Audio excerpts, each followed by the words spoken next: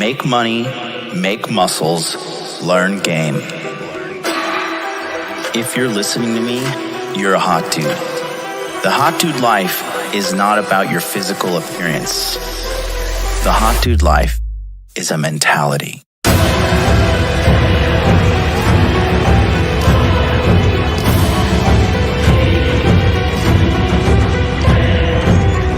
The Hot Dude Army is a global network, and the Hot Dude Army is everywhere. Decrease your judgment of others and increase the judgment of yourself.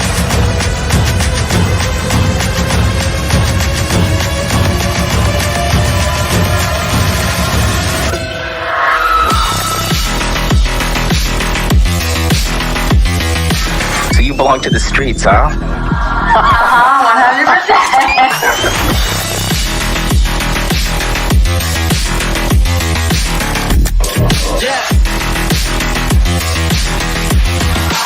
It starts with learning dating, and then you move on to something to push humanity forward. That is the philosophy of modern life dating.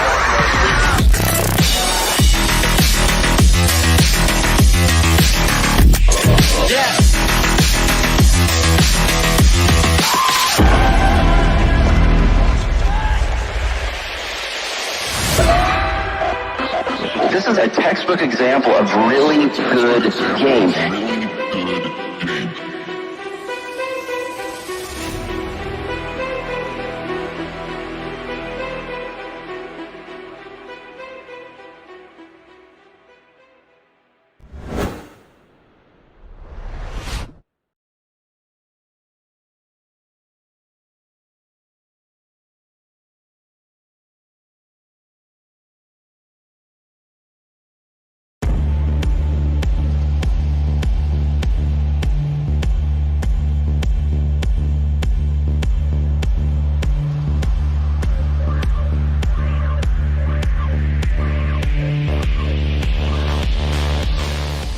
Here we are. It's the end of 2021. Quite frankly, the best year of my life. How about you? Did you just survive or did you thrive? Did you conquer or were you conquered?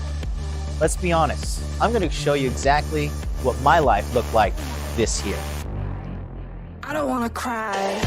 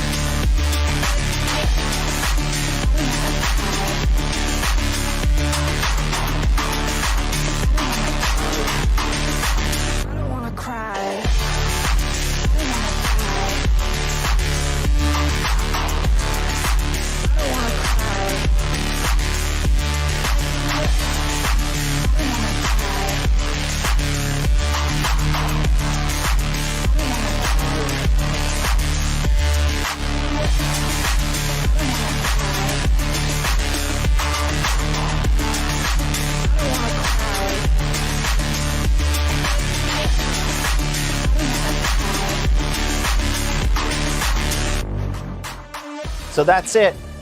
You may think that this is a commercial, but really, this is a documentary.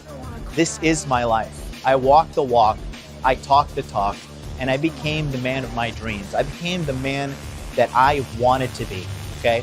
I used to be just like you, sitting on the other side of that screen, looking for answers, looking for truth, trying to find the answers to my problems, and I did find them. And now I'm living a life that I never thought was possible, beyond my wildest dreams. I'm here to tell you it's possible for you too. So you gotta ask yourself a question. Are you gonna end 2021 with a whimper, or are you gonna start 2022 with a bang? Join me in the Masculine Empowerment Network, and let's change your life today.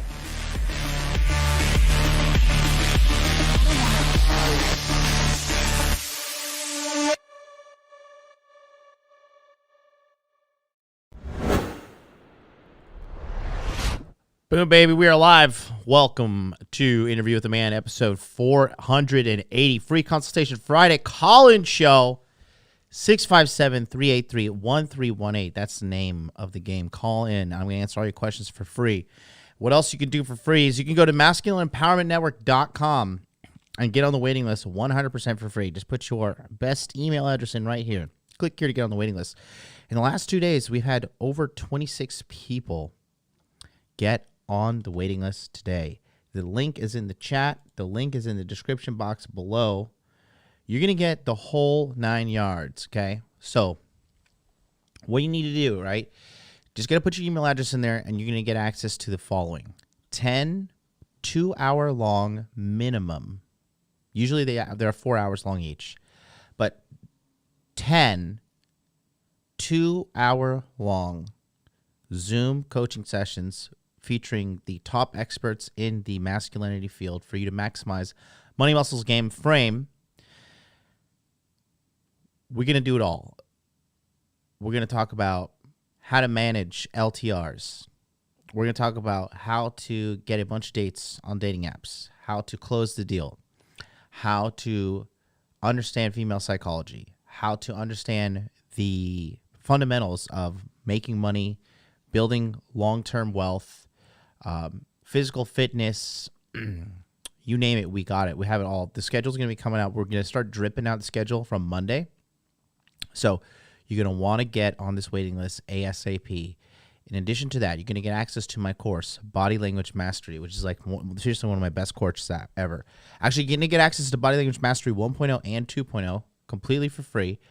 This is over 3 hours of video instructional guides showing you how to interpret a woman's body language to know if she's sexually interested in you or not on a date, okay? Then you're going to get access to a Telegram group full of all the guys in the community that are actually real men. This is not fake. This is real men making real life changes and pushing through every single day. Dude, I learned so much myself from being in that chat, and I'm the leader of the chat. So you're going to get that. Also, you're going to get access to the Masculine Empowerment Network forum and the Masculine Empowerment Network database, which has like over 300 hours of recorded footage from 2019 until 2021. You get all of this. It's only going to be $7.97. So go to the masculineempowermentnetwork.com and get on the waiting list. Sign up today. Also, in addition to that, we have, let me see how many people are on. Okay. We have 37 people who are signed up to attend Hot Dude Con. Now, Hot Dude Con is going down. Hot Dude Con is insultingly cheap. It is only $100 per ticket, okay? And yes, Raymond says, will the Zoom sessions be recorded? Yes, they will be recorded because I'm just going to add them to the database, okay? Hot Dude Con USA Tour. San Diego is December 18th, Dallas, December 21st, and Miami, December 23rd. Each event is only $100. We have 37 people locked in, okay? San Diego, we're going to be in Mission Valley area.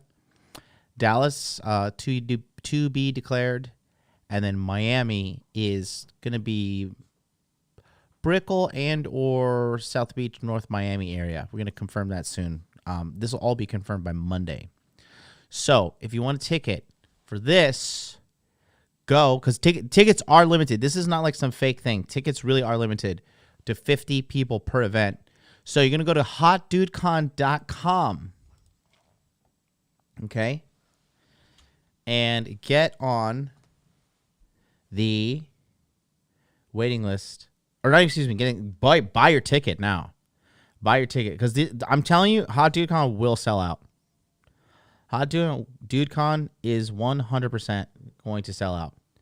So if you go to hotdudecon.com, you can see exactly why you should attend. Why you should attend? You're going to connect with other successful, like-minded men across 3 major cities. Look, the bottom line is this. If you're actually really interested in making your life better, right? You're not like a faker. You're not like just like pretending to do self-improvement, and like you're not pretending to do like mental health and like, I'm going to do mental health awareness week and all that crap, right? You're not gonna, this is like not fake. If you're actually serious about walking the walk, talking the talk, and living the dream, coming out to Hot Dude Con and actually meeting men in real life, okay? And it's not about like physical appearance, nothing like that. Remember, the Hot Dude life is not about your physical appearance. The Hot Dude life is a mentality. And we're going to be networking with other like-minded men. Dude, there are guys that are like building massive companies with us. There are guys that are making millions of dollars, okay? This is not a joke. This is not like a child's play thing event. So if you're serious, come out, because you're going to learn bonus speakers in each city. Roel Tomasi is going to be in San Diego. Paul Apex Mindset is going to be in San Diego.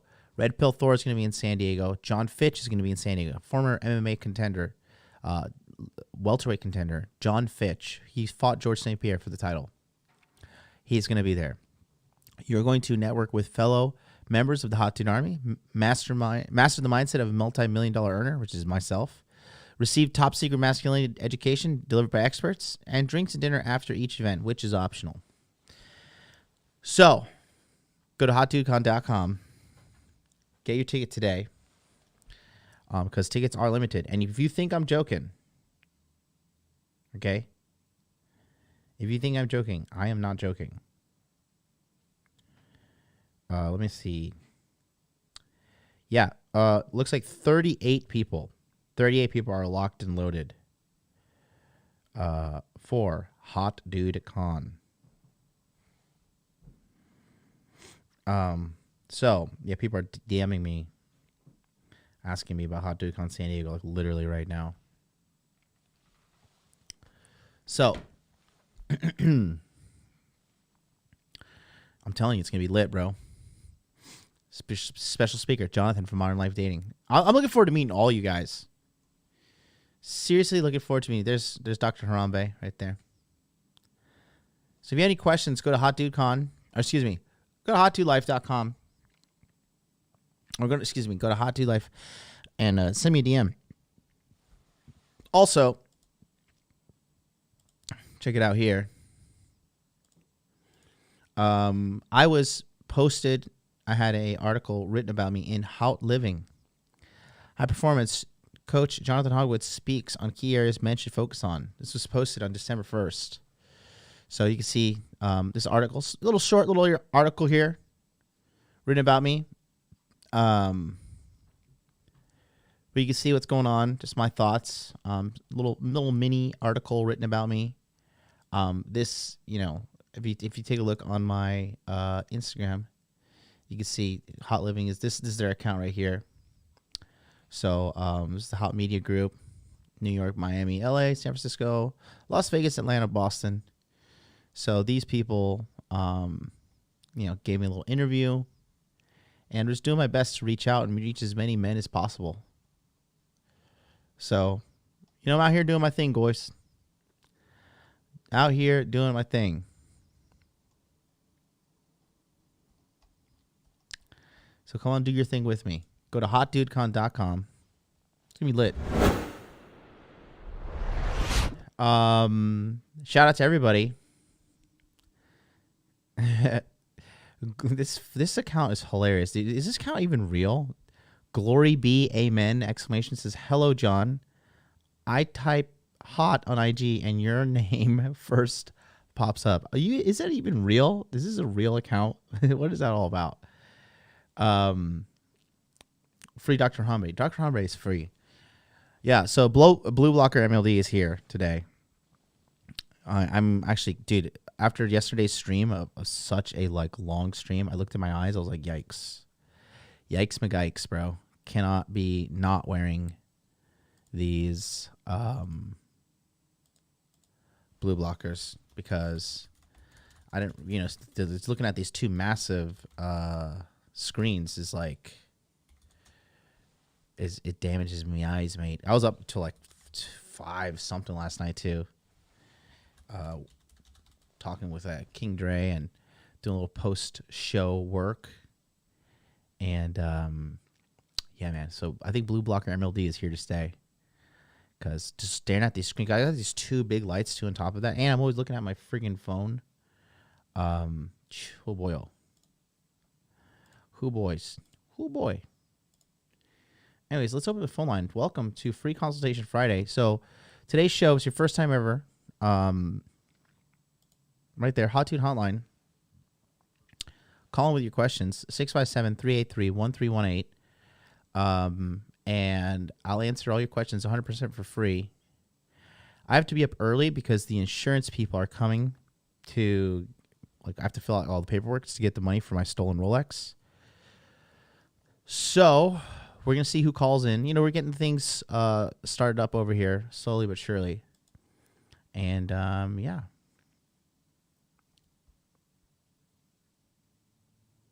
So let's open it. Hey, where did that go?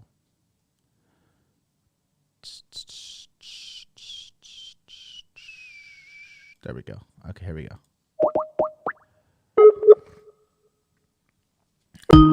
Welcome to Blog Talk Radio.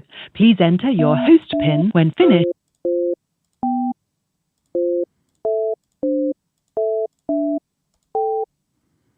To start your show now, press 1.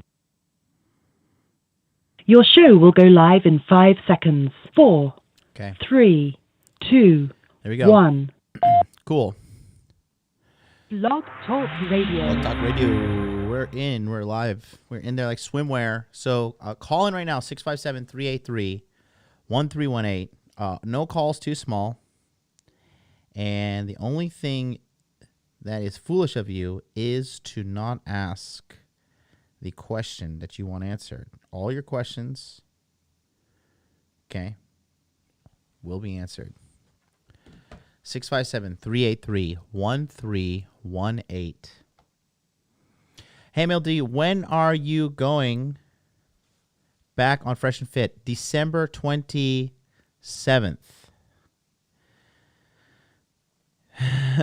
Glory be Amen says, yes, I am very real, a woman. I followed Troy Francis, other guys too. Glory be Amen. Why don't you call me? 657-383-1318. Let's verify if you are a real woman or not. Seems like a spam account. La da da da da. How's everybody doing today? It is Friday. Friday. Yesterday's episode was good. I went long, man. I went very long. It was a long episode, but it was a good time. Do.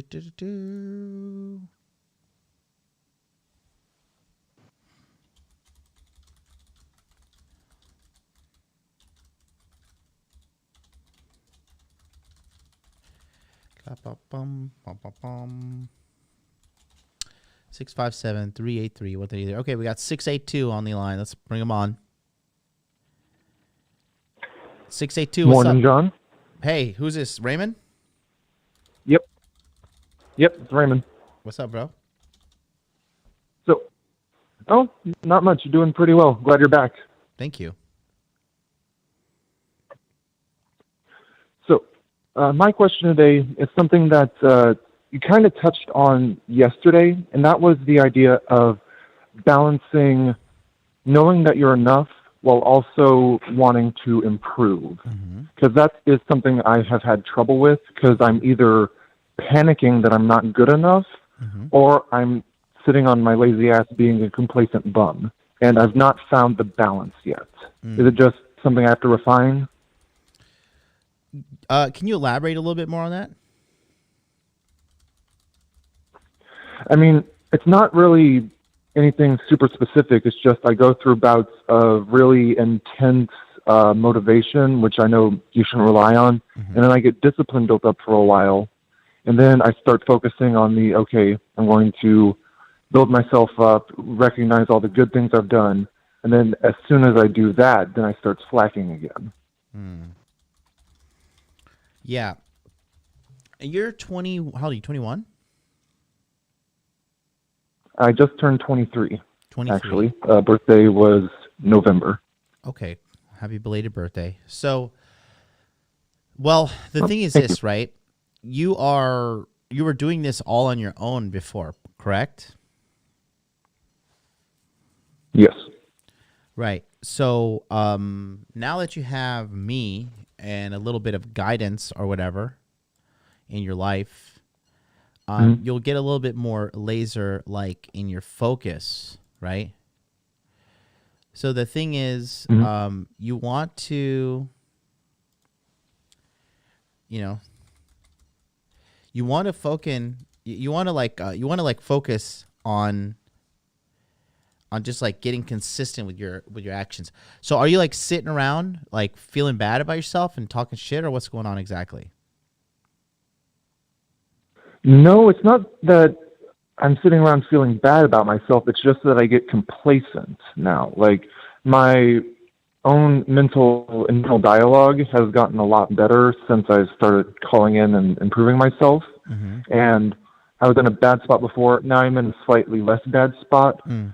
And I've been focusing on doing things like affirmation, positive self-talk, but I have noticed my foot getting off the gas because of it. And so I don't want to go back and undo any of the positive stuff I've done in my mind, but I have to figure out another way to make sure that my discipline is established, because motivation, like you and other guys say, that's, it's a luxury that isn't always going to be there. And so I have to establish the discipline while the motivation's there. And I'm working on that side of things, but I have noticed myself slacking, and I want to nip it in the bud before it gets worse. I think you potentially are being a little bit hypercritical of yourself based upon what I've seen from the action you're taking, calling in consistently, attending the Patreon, the questions you're asking. So, but I think it's good that you are being critical of yourself. You just don't want it to become toxic to the point that like you're like kind of hating yourself. You know what I mean? Does that make sense? Yes, it does. I'm hating myself much less now than I have been. Yeah, so you should not be hating yourself at all. That's the most important thing. You should not be hating yourself. You shouldn't be like, oh, I hate myself, so I'm going to do better. That's not good at all, right? You want to be in like a healthy disposition of thinking like, okay, right now I'm Raymond. I'm doing my best. I'm young. Because, dude, also remember, think about where you were a couple months ago when you called in. You were like all like defeated and like, thinking all like poorly. Do you remember that? Yes, I do. I've actually gone back a couple of times to rewatch that first call-in. Yeah. So I understand what you're going through, and I understand everything with regards to your thoughts and your thinking of yourself right now. But because I used to be like that too, but you just don't want it to become toxic to the point that like you're self-hating. Does that make sense? Yes, it does. Do you think it has something to do with just impatience? With what? With just the progress I'm making, that now that I know what to do, I'm impatient that I do have to actually build up to it. Yeah, I'll tell you, I deal with that in my personal life. I'm still like, even at my current level of success, I even want more myself. I feel like, I could do better, and I want to do better. And I'm proud of myself, and I think I'm doing a great job. but I just want to do better, and I want to get better. And like, I think it's safe to say you kind of respect my level of success, right? You think my level of success is enough? Absolutely. Right. And so, Absolutely. and I appreciate that, and I agree with you. However, at the same time, I feel like I should be doing better, to be completely honest with you. I really think like I should be doing better, Okay, so that actually sounds like a fairly similar mental state to where I am then. Mm-hmm. Okay. Does it make sense to you? All right then. That actually, yes, it makes a lot of sense. It's good food for thought. Yeah. So you're in a good I like place. that. In my opinion, you are in a good place. You're not in a bad place. You're in a very good place. And so all you need to Thank do, you. yeah, you're welcome. All you need to do is just kind of take a mental, how can I say, like a mental inventory, if you will, right? Mm-hmm. Take a mental inventory and think to myself, like, okay, how am I, like, really sit down and critically analyze where you are now, right? Mm-hmm. And then where you were 2 months ago. And then ask yourself, Okay. is this good? And because I think you said the speed is something that is concerning you, right? I think that might be it. I'm always kind of an impatient person. Like when I know how to do something, the actual getting used to doing it is always takes frustratingly long when I have the knowledge in my brain. Mm. Yeah, I understand. Yeah, I grew up the smart kid and was absolutely a gamma male. So I know it's cringe to use those terms, but it absolutely described what I was. No, it's totally, it's 100% okay.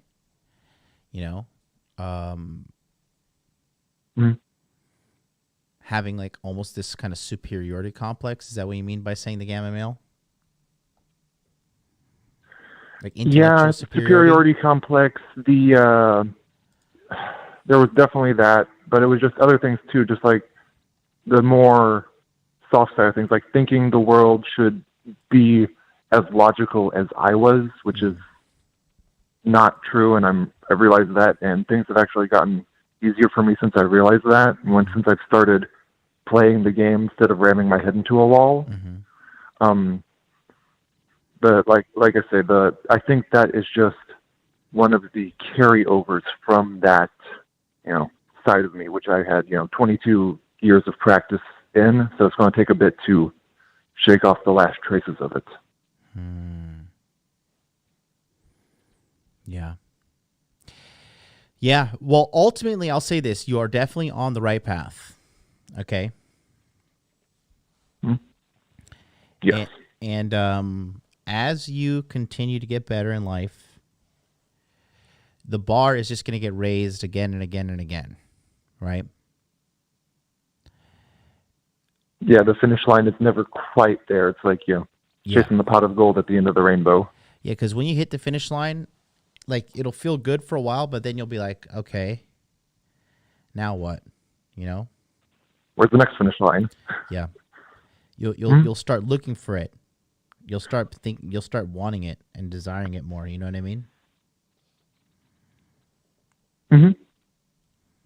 Okay. Yeah. So don't be. That was the only question I had for today. So, it's a good question. It's a good question. No, thank you. Yeah, I'll let you get on to other callers, and I'll call you again next Friday then. It's good to have you back on YouTube. It was making my work very dull. Had to settle for dollar store versions of MLB. Thanks, man. But yeah, but look, I'll just say this, like, straight up, you are absolutely on the right path. And again, it's not about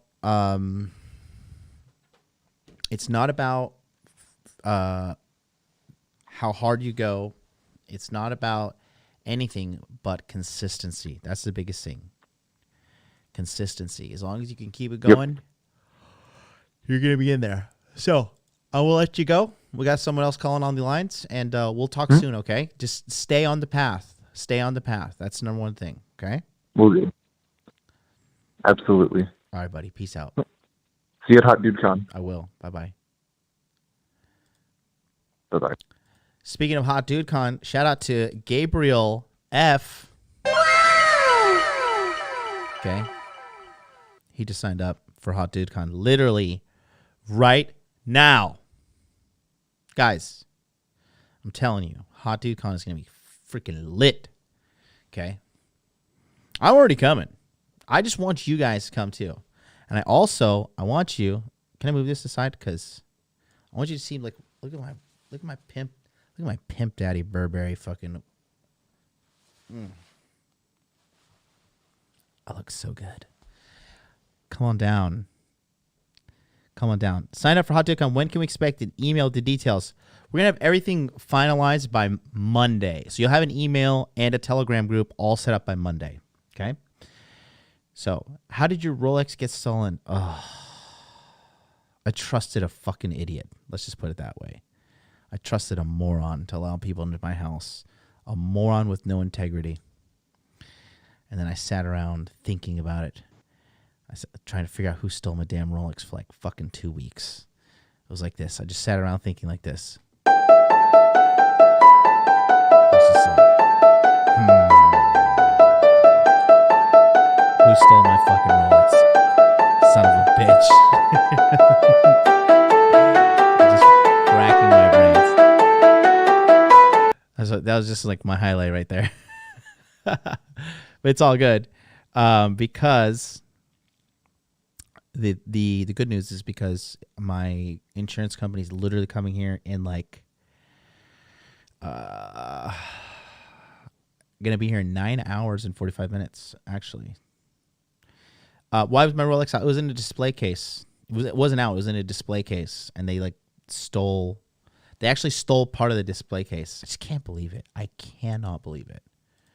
All right, let's go to 904 is up next. 904, what's up? Hey, can you hear me? I can. Hello? Yes. You can. Okay, awesome. What's up, man? Hey. So I want to give some context, and I think you can relate to this a little bit. You came from a highly Christian background, is that right? Yeah, like toxic Christianity. So I'm going to explain to you my context, and I'd love to get your thoughts on it. So okay. Basically, about a year and a half ago, I was a recent college grad, and my entire time in college was essentially around like a Christian group. And this Christian group is an organization that needs staff. Mm-hmm. And they recruited me because I was a leader in any area outside of that group, but really they just wanted me because they were desperate for staff. Mm-hmm. So here's the setup for being on staff. You do not get paid. You have to fundraise your salary. Sounds so very I church. had to reach out to friends and family. I ended up fundraising right around $100,000. Of that, I got paid $20,000 a year.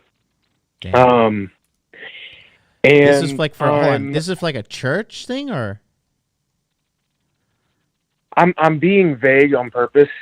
It's a Christian organization. How old are you? And I'm 23. And you're able to raise $100,000 for this organization? Yeah, through my network. I'm badass at networking. Like, I'll say that right now. Well, and I'll say this. Like, I'll tell you this right now. But if you could raise at 100, if 23 years old, if you could raise $100,000 on your own, you have what it takes to become a millionaire.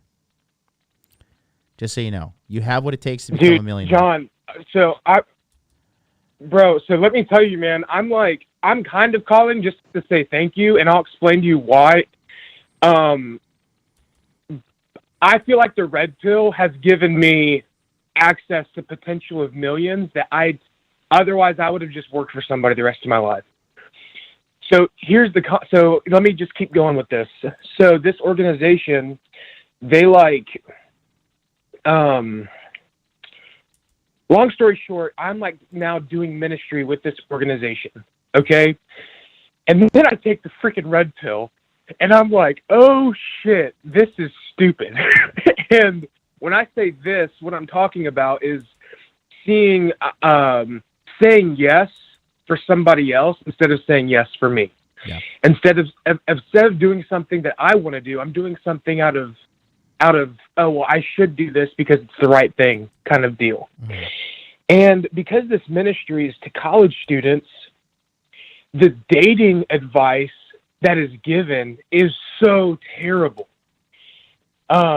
Dating advice around the planet given by 90, I would say more than 90% of people is awful. And like dating advice women receive from other women is probably like 99% complete garbage and self-destructive.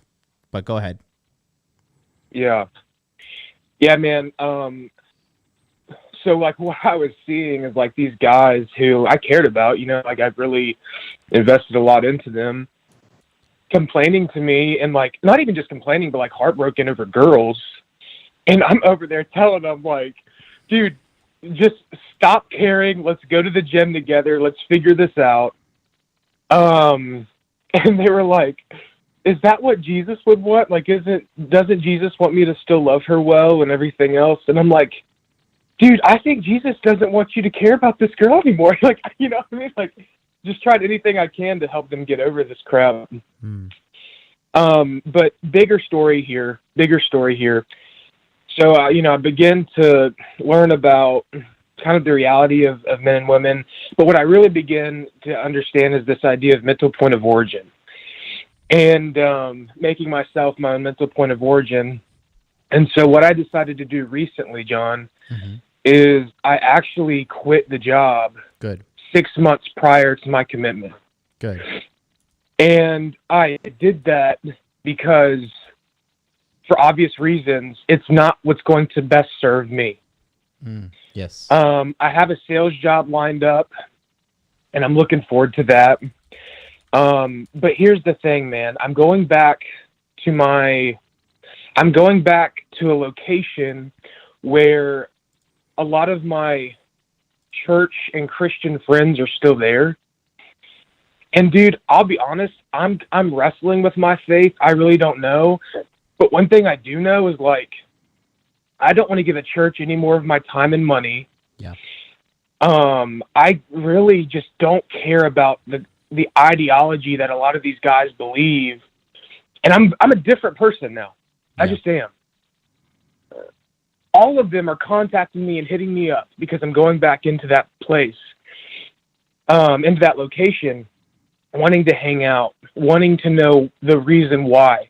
Like, these guys aren't just dudes I would hang out with. These dudes are guys that, like, in college, I would bare my soul to, that are now expecting that same level of vulnerability. But I'm a completely different person now. Is that making sense? Yeah. Here's my problem. I have goals that I'm now setting for myself. Long story short, I've read Rich Dad Poor Dad. I'm ready to grow assets, reduce liabilities, and I'm making strategies to make that happen. Getting in the gym, and I'm going to focus on that. But when you hear this, and maybe this resonates with you, I know that you moved to Japan, but like, is there like anything about going into this and facing this kind of conflict or this? Already people are like surprised by some of my answers to their questions because I'm not explaining why. I'm not doing, Ryan Stone talks about dear, defend, explain. There's another E, and then rationalize our decisions. Mm-hmm. Like, I'm not doing any of those things. I'm just stating the facts and leaving it like that. Mm-hmm. It's highly uncomfortable for me, but it's also highly uncomfortable for them. There's a pastor there who wants me to be like the next dude to plant a church for him and like lead a ton of people. And he's checking in on me all the time. And it's not because he cares about me. It's because he wants me to do that. And, anyway, dude, that's kind of my scenario. I'm just curious, man. Do you have any wisdom to throw into that? Well, I think that ultimately you just need to kind of I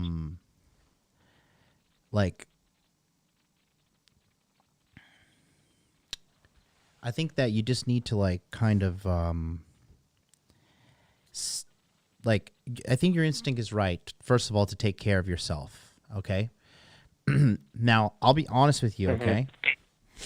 So you have to be real when you are analyzing how the church is using you. Okay. Right. It is, dude, the church business model is legit it's a wild one. Dude, it's a huge power game. It's a money game, to be honest with you, bro. Well, yeah, and I could go on and on. Yeah, so let me just tell you this, right? So the church doesn't give you good. The modern church doesn't give you good advice as a man, okay? And they definitely don't give you good fucking relationship advice either, okay? Mm-hmm. Because they just tell you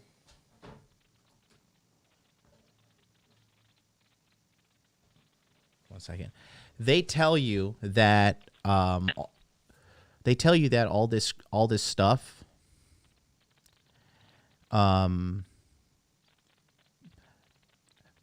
to like condition you to be a slave, to be a servant. Right? Correct. You got to serve the Lord. Correct. You got to serve the kingdom of God. You got to serve. And now the modern church is and cucking what men. that? Oh yeah, go ahead. Sorry. Yeah, now the modern church is like cucking men, even to women, right? They're like, oh, like, you know, now like because they're all just selling out for money right now. Yep. They're just like, they're fucking. They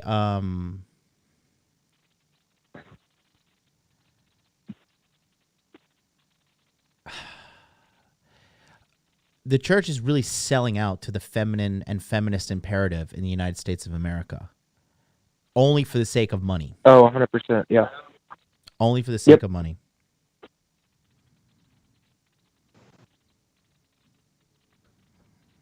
Okay.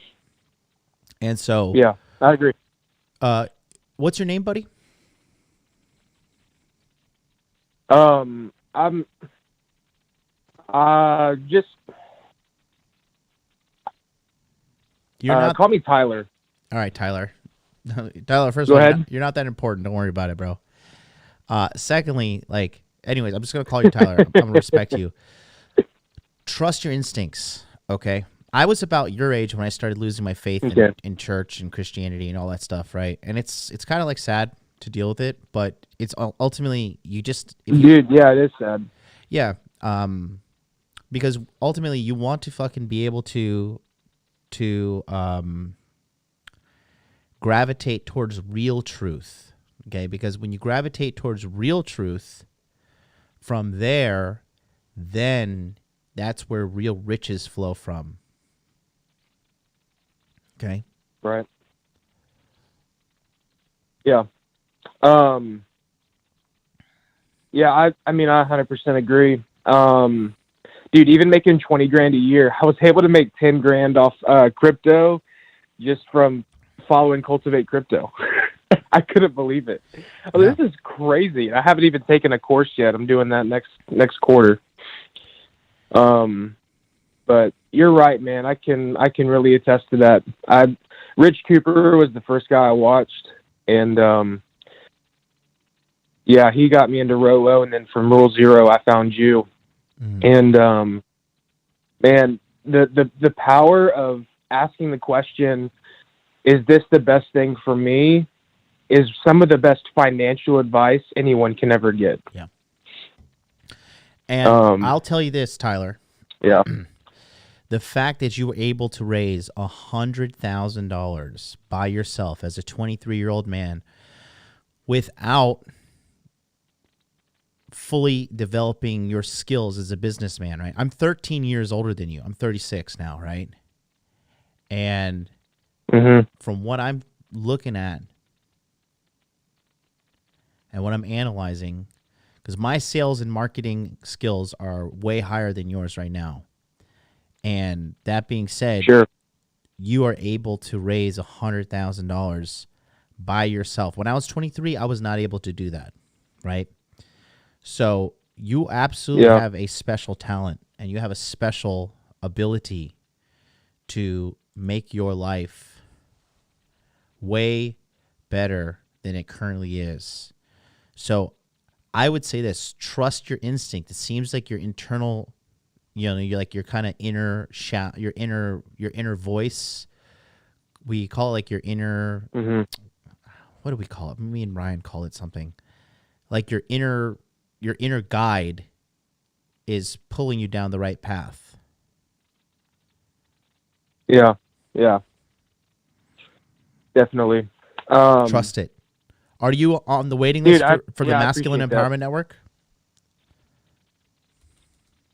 Is that like your group, your community? Yes. So it's a 10-day digital learning seminar, and then the number one thing that you get that's such a beneficial thing from it is you get to link up with real men in real life who are actually doing the real work to to fucking make yourself better. It's not fake. Like, Gotcha. We're all in there. I guess. Yeah, could I just Google that and find out info on it? Just go to Yeah, I'm sure you have everything. masculineempowermentnetwork.com. It's pinned in the chat, and then get on the waiting list, and then you'll receive emails starting on December 30th for enrollment. Yeah. Yeah, that sounds great. I mean, I'm going to the Rebel Capitalist Live. Yes. And I was there in Miami. You know that? I was there in Miami. I met George, and we were chatting for a while. Do you know that? Oh, wow. Dude, I really want to meet Rolo, conversation. shake his hand, look him dead in the eye, and say thank you. You know what's funny? Here, can you look at the screen right now? Can you have access to YouTube? Hold on, give me a sec. Maybe. Just tell me. Let's see. Yeah, I can. So if you go to my Hot Dude Life right here. There's me and George right there. And it was funny. I didn't pay to get into that because Rolo was wanting me to meet this guy. And it was funny because when I was talking to George about everything in life, like he was actually like when you try to talk to somebody who has power and money and influence, like they kind of don't want to talk to you. But I just told this guy like what my deal was and what I was all about, and like talking about red pill stuff. And the guy was like hooked on me. He was just like wanting to talk about it. And he was just really fascinated by the whole thing. So I completely understand where you're coming from. Yeah, dude. Yeah, John, let me tell you a story real quick. Let me know if we need to go for time's sake. No, you're good. You got time. In college, what'd you say? We're totally good. Go for it. Okay, cool. Yeah, in college, I got to represent my university on one of the highest levels. And so I got to travel with our university president and speak to basically like our most wealthy alumni around the country. And, dude, I learned the value of having conversation that matters instead of just blowing fluff up people's ass, you know? And, man, it's one thing, it's not universal, but I would say people who are on the level like George Gammon, they're lifelong learners. And if you can bring something to the table that captures their interest, dude, you have them. And it's such a fun thing to explore and to experience. That's really cool that you got that through knowing Rolo. Dude, this is so cool. I mean, I'm not trying to be crazy or anything, but it's just like awesome that you like. I mean, I've just been following you guys for 2 years, and like actually talk to you and be like, oh yeah, like I know Rolo, I know Ryan. I'm just like, damn, these guys have changed my life. So that's just it's a great network you're in, man. And that's what I was gonna say is, after reading Rich Dad Poor Dad and the idea of not working for money but having money work for me, it makes me want to spend the money to go to these conferences, to whatever, for the sake of having my education increase on finances, on relationships, on whatever, you know. Yeah. It's worth it. Tyler, you're on the right path. You're on the right path. Keep at thanks, it. man. Keep at it. And you'll do what needs to be done to get where you want to be. Go to Masculine Empowerment Network, get on the waiting list. We'll talk soon, okay? All right, man. That sounds good. Looking forward to it. All See you, John. Bye-bye. All right, we got next caller here. Looks like an international caller. Hello, international caller. You're on the air. Yo, MLD. Can you hear me? I can. Who's this?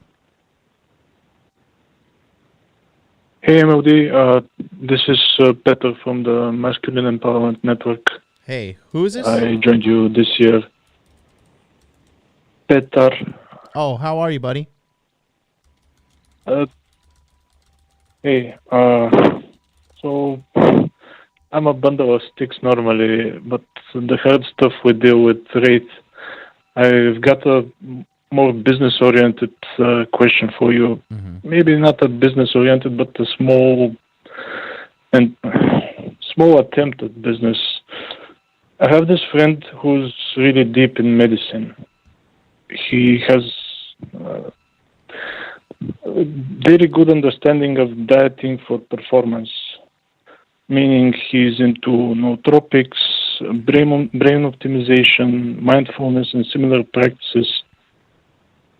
And he's the medical guy, and I'm kind of a technical guy into IT, more or less. So he's been thinking of making some kind of business about consultation for brain optimization, testosterone optimization with cheaper stuff, not the therapy itself, but the ashwagandha and similar pill format stuff that he can use to improve his testosterone levels without going on the injection therapy. And he has a lot of knowledge. He's the kind of guy who can't stop studying. We're both around the age of 32, and he's never stopped. I'm more inconsistent. He's only been in the medical field, and he has a lot of stuff that he can share with people. Probably at some point in a consultation format. But what he's trying to do now is start a YouTube channel or something, some kind of channel, maybe Odyssey, maybe BitChute, where he could just have some kind of a way for people to get to know him, to understand what he knows, what he can share. And do you think this kind of thing could come up in a consultation format? Do you think there's a point in blogging for this type of stuff? Do people even read blogs nowadays if they want to get to know this type of topic? Yeah, they do. So what is your question exactly? Kind of, are you calling for your friend? Are you calling for you, or what is that exactly? Oh, kind of for my friend. I'm just the guy who could make the blog or a website for him, or help edit videos and stuff. The question is there a niche for this type of thing that people would be interested in, given that there's already very big names that, like the guy who wrote the book as to Generation, Yeah. and another J person, I think was his name, who's on Rich Cooper's channel about testosterone optimization as well. Do you think there's room for a smaller player in this type of field? Well, 2 years ago, I was not live streaming, right? And you started watching my live streams, right? Yeah. And did you buy my Masculine Empowerment Network course? Yeah. And did your life change, and did you get benefit from that? Absolutely. And are there other masculinity coaches out there selling products and shit? Lots of them. Right? So I was able to come into this market and make my mark. So why wouldn't you or any of your clients? You understand? Yeah, I get it. It just seems like a more specific niche, and it's possible for him and for me as a support person. It's a completely new thing. We're not. Yeah, no. We're full of doubt. Listen, how old are you, Peter? 32. Yeah, it's totally possible, bro. It is totally possible, brother.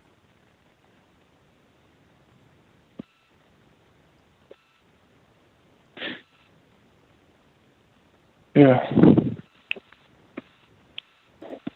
Well, that's it. I mean, we kind of talked with him a few minutes ago, and we just decided to call you and see what you think about this. Yeah. I don't really have the full details. Maybe at some point we'll call you together or something like that. Yeah, book the consultation. We will talk, and we'll have a market plan set up, and I'll help you out. Mm. Okay. Thanks a lot, MLD, and it's good to have you back.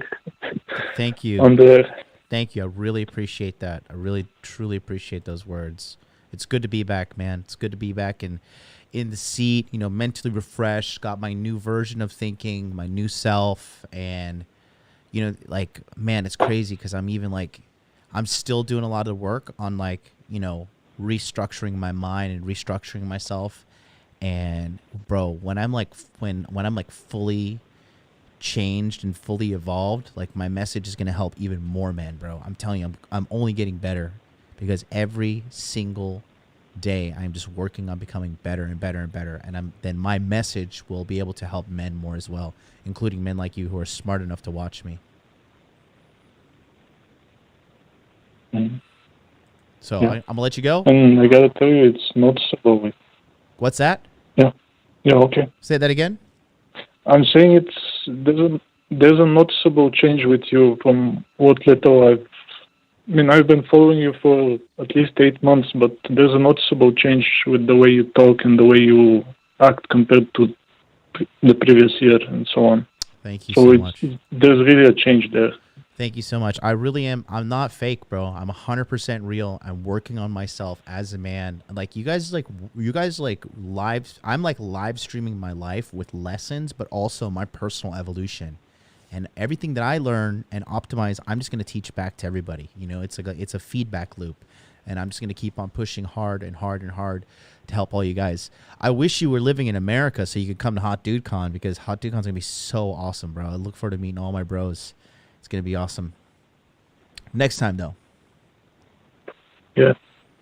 Hope to visit you sometime. But gotta improve a little bit more before I'm. Keep your head I'm up. for the hot dog. I'm not dying anytime soon. Keep doing the thing. We'll talk Okay. soon. All right, I got to take these other callers. You have a good night. Good day to you too, Elodie. Bye bye. Bye-bye. All right, now we got to go to, we got 443-408, then 954. Let's go to 443. 443, you're on the air.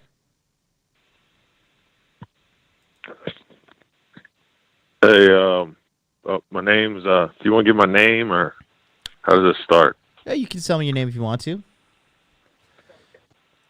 I'm Matt, 39. I don't know. I just don't know where to start. Recently I joined up with a well-known, like, he does like cold approach and stuff like that. Dumped a lot of money into it at first just to show that I'm like committed, but it's been through like text messaging. I'm not trying to say who it is. I think he's really good and I watch a lot of his videos, but I've done some approaches here. But it hasn't really, there isn't really a lot around where I am. I'm divorced. I got 2 kids. I made good money, like to support the kids and stuff, but it's really not, I got a really good job and it's just not where I want to be. And then it's not where I want to be with like talking to women. And, I just thought that if I was making this much money a year, I wouldn't feel as strapped as I do. And I do. I'm just calling you for advice. Can you say that last sentence? You said, you said that, since you thought you made this money, you thought that you would. Can you say that part again? Sorry, you said you thought there would be a change after you made a certain amount of money. I thought if I was when I was younger, like I'm making as much. I think I make about 140 a year. Mm-hmm. Because I make that much. I live in a high tax area, mm-hmm. and I'm strapped by child support, and mm-hmm. I just have regular bills like house stuff like that. Mm-hmm. But I thought where I'd be right now, I wouldn't feel the way I do, but okay. Like Stop there. I just don't know where to Stop. How do you feel? Like strapped for cash.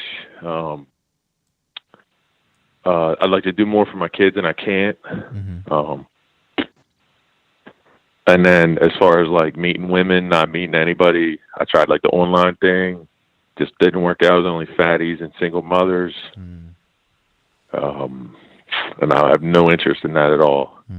Where are you in America?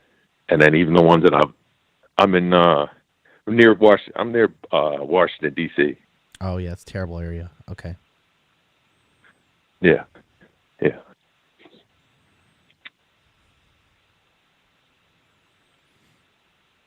And you mentioned that you don't feel like you have enough money and stuff. What kind of feeling is that? Is that anxiety? Is it depression? Is it pain?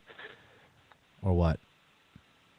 No, it's just creeping up on me, a little anxiety. I work out daily. I have an active life. Like I'm trying to stay as busy as I can be. Mm-hmm.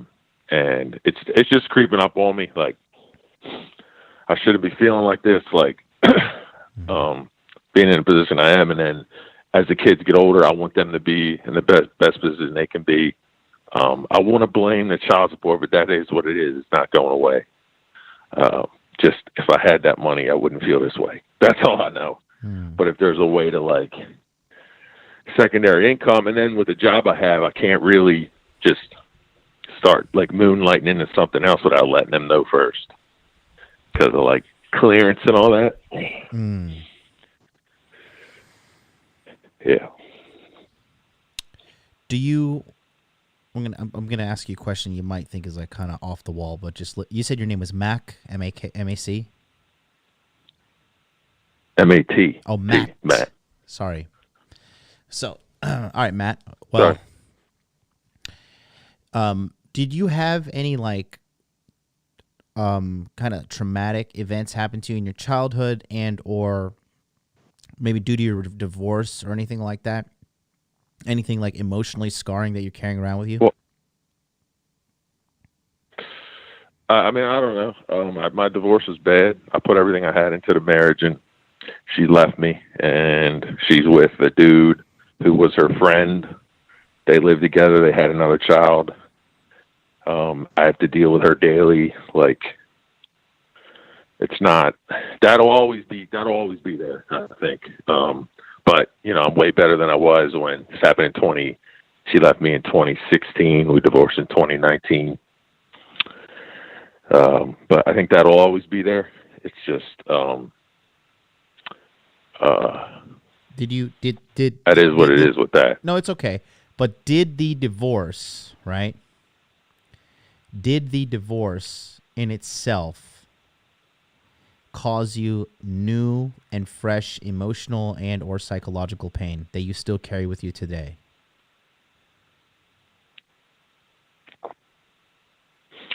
As far as like my kids leaving me, that was the devastation, and it'll never go away. Seeing them half their life, it's devastating. Like, I still have problems at holidays and birthdays and stuff like that, knowing that they're being somewhere else and I can't be there. And that's not why I signed up, to be a dad. That's not what I really wanted. But I have to accept it. It's just hard. That's the biggest part. She was a effing sea bag, so I don't. I know I gave all I had with that, but as far as the kids, it's difficult. Yeah. So, in my opinion, what's happening with you is just like there's like some kind of mental unhappiness, or there's some kind of lingering unhappiness that's kind of carrying itself with you. And I would say that's the biggest thing that you need to work on taking care of. Because once you can heal that mental kind of psychological scar, if you will, then everything else will come naturally, right? Because when we carry around these subconscious traumas and these like negative programs in our minds, in our bodies, in our systems, they self-sabotage everything. They stop your ability to communicate effectively with attractive women. They stop you from getting physically fit. You self-sabotage in a lot of way, right? Some guys do this. They like feel the need to approach a chick, and they see a beautiful girl, and they're like, I should approach. And then they choke up, they don't approach, and when they don't approach, then they think to themselves like, I'm just a fucking loser. I'm just a loser. I'm a pussy. I'm a fucking, I'm not real man because I didn't approach that girl. And the biggest giveaway for me is like when you said, I thought when I had this much money, I'd feel happier, I'd be different. And I can hear it in your voice, just like the sincerity in your unhappiness. That's what I would. So it seems like it's more of an internal issue. Have you gotten on the waiting list for the Masculine Empowerment Network? No, I just I went all in on the other dude, like to help out with like approaching and stuff, and then when I tuned you out, I was more into him, and then this is actually the first day that I've tuned back into you and heard about all this.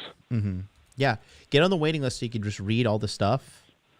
But the most important thing is like with what's happening right now, if you, I'll say this, I'm not even gonna try to like throw shade at that dude, but whoever like offers you a coaching program and only says like, I'm just gonna do text message only coaching, for me, that's a massive red flag. I'm like, what do you mean text message only coaching? What is that? We do an all immersive, like I have you turn on your camera, we talk, we have conversations. If you want to tiptoe your way into it, right, you can join my Patreon. My Patreon is $100 a month, and you get to talk to a guy who's made $2 million in 2 years, which is me, for $100 fuck a month, and it's insultingly cheap. Nice. But we talk twice a month, and I'll actually put that link in the chat for you guys. I think like there's 12 spaces left in my Patreon right now. Every month a new batch of quitters joins the pool of mediocrity out there. So here, I'll put the link in the chat right there. But yeah, I definitely would say this to you, Matt. You definitely need some form of ongoing coaching, and I don't think it's like pickup coaching. I think it goes a little bit deeper than that. But we need to have some conversations, and we need to dig into what's going on with you, and from there, then we can move on to bigger and better things for you in regards to, mental clarity, life purpose, and finding total inner peace. Yeah, I'm in. Yeah. All right. Yeah, I'll check that out. Thanks, man. Yeah, but ultimately, that's where you're gonna find there's some kind of psychological hang up, because once you get this, another thing is this too. People don't realize this, right? When you have like psychological hang-ups and damage and mental problems and shit, you're going to be attracted to either really healthy people that are super mentally stable, or you're going to also just be attracted to other fucked up people. Does that make sense to you? Yep. Oh yeah, I found like about a year ago, I hooked up with this. She was crazy. Yeah. And I couldn't. And then just looking back, going like, what was that? Yeah. Like I found her, and I just couldn't get enough, and then she turned out to be just batshit crazy. Is your ex batshit crazy? I hope to never do that again. Yeah.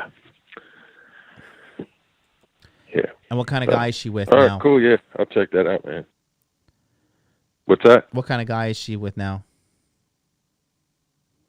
She was with. Well, see, here's the thing: we worked together, and it was more like that. She saw me as I was her boss. It wasn't. Then she was married, and then I was so like. We were talking. I met her husband. Like it was. Then I cut it off, and I was like, I can't. Then she just telling me she'll ruin my life. She'll ruin everything. How dare you? I'll come find you. Stuff like that. So that's when I knew. When I cut it off, I was like, what am I doing? Like, it was. I flew. She lives out of state, so I flew her in a few times, and I mean, it was. In the sack, it was amazing. Like, oh man, there's the things. But anything else, like the 99% of everything else was awful. This is your ex-wife? Jealousy. Rick. No, this was a girl that after my ex-wife. No, I'm talking about your current ex-wife. Like, how was she? Was she mentally off? Oh, yeah. No, yeah. She told me when we were together, like, a bunch of times, like, I want to punch you in the face. She told me to stop, like, loving on her because she didn't like it. She... just some of the things that she would do to me, and she just, of course, like blamed me for everything, saying it's my fault and there was nothing I could do. And we had 2 small kids at the time, and I was trying to waiver that. And she said, and I was at work a lot. She's like, "What are you doing? You got to come home." And I'm like, "I'm at work."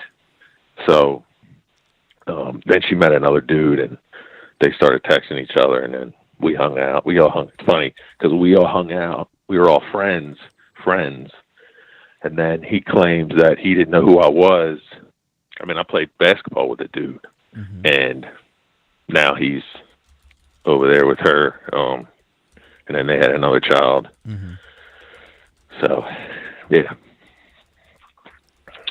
That's I rushed into all that. I rushed into the marriage. I rushed in when I found her. I rushed everything. Like because I just wanted a family at the time. I was 30. Yeah. And I was like, I want a family. I want this. I don't care. We'll make it work. Yeah. And it was the worst decision I made in my life. Yeah, and it seems to me like she was also mentally off. But you see how you're kind of dealing with some stuff mentally as well, and then what you attracted was also something off, right? So what I'm noticing is that you are attracting kind of broken women, because don't take this the wrong when I say this, but like you're kind of broken yourself. You got to like take that like a man, like objectively, you know what I mean? I'm not trying to insult you. Yeah, no, I get it. No. Since Totally understand. since I started working to Got to clear, work on it every day, and since I started working to clear my mental stuff like a couple years ago, the more I cleared my mind and the more I cleared everything, the more higher quality women came into my life, and the more lower quality women were kind of pushed out by me just establishing frame and establishing boundaries from a healthy place of self-respect. Does that make sense? yes. That's where I need. That's exactly where I need to get. Mm-hmm. Because I'll put up with a lot and be like, "Oh no, that make excuses for it. That's okay." Yeah. It's not. Yeah, and then actually, it's funny. I have a show episode coming up here. It's actually I have it here. It's literally at the top of my list for shows. It's going to be probably later this month.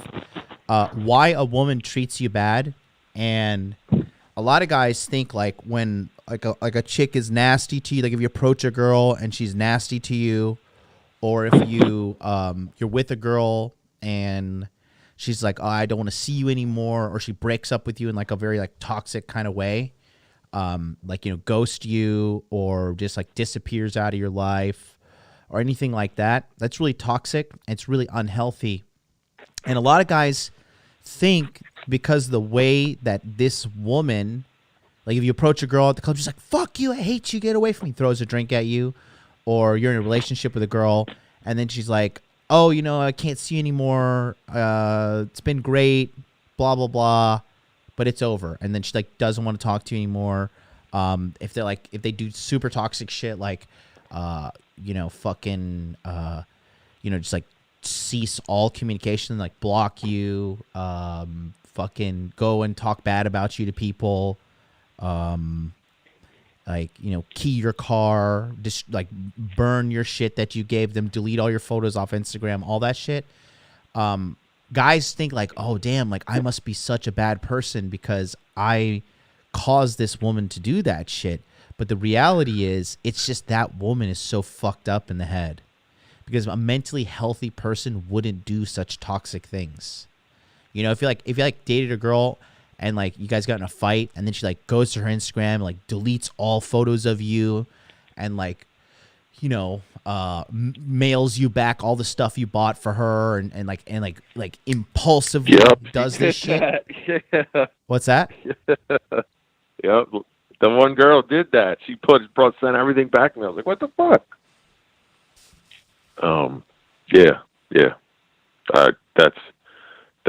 That's spot on. That's unbelievable. And I didn't even know that.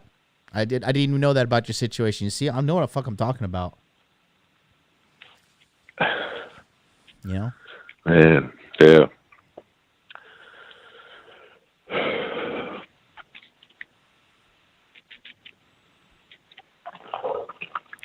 It's wild, right?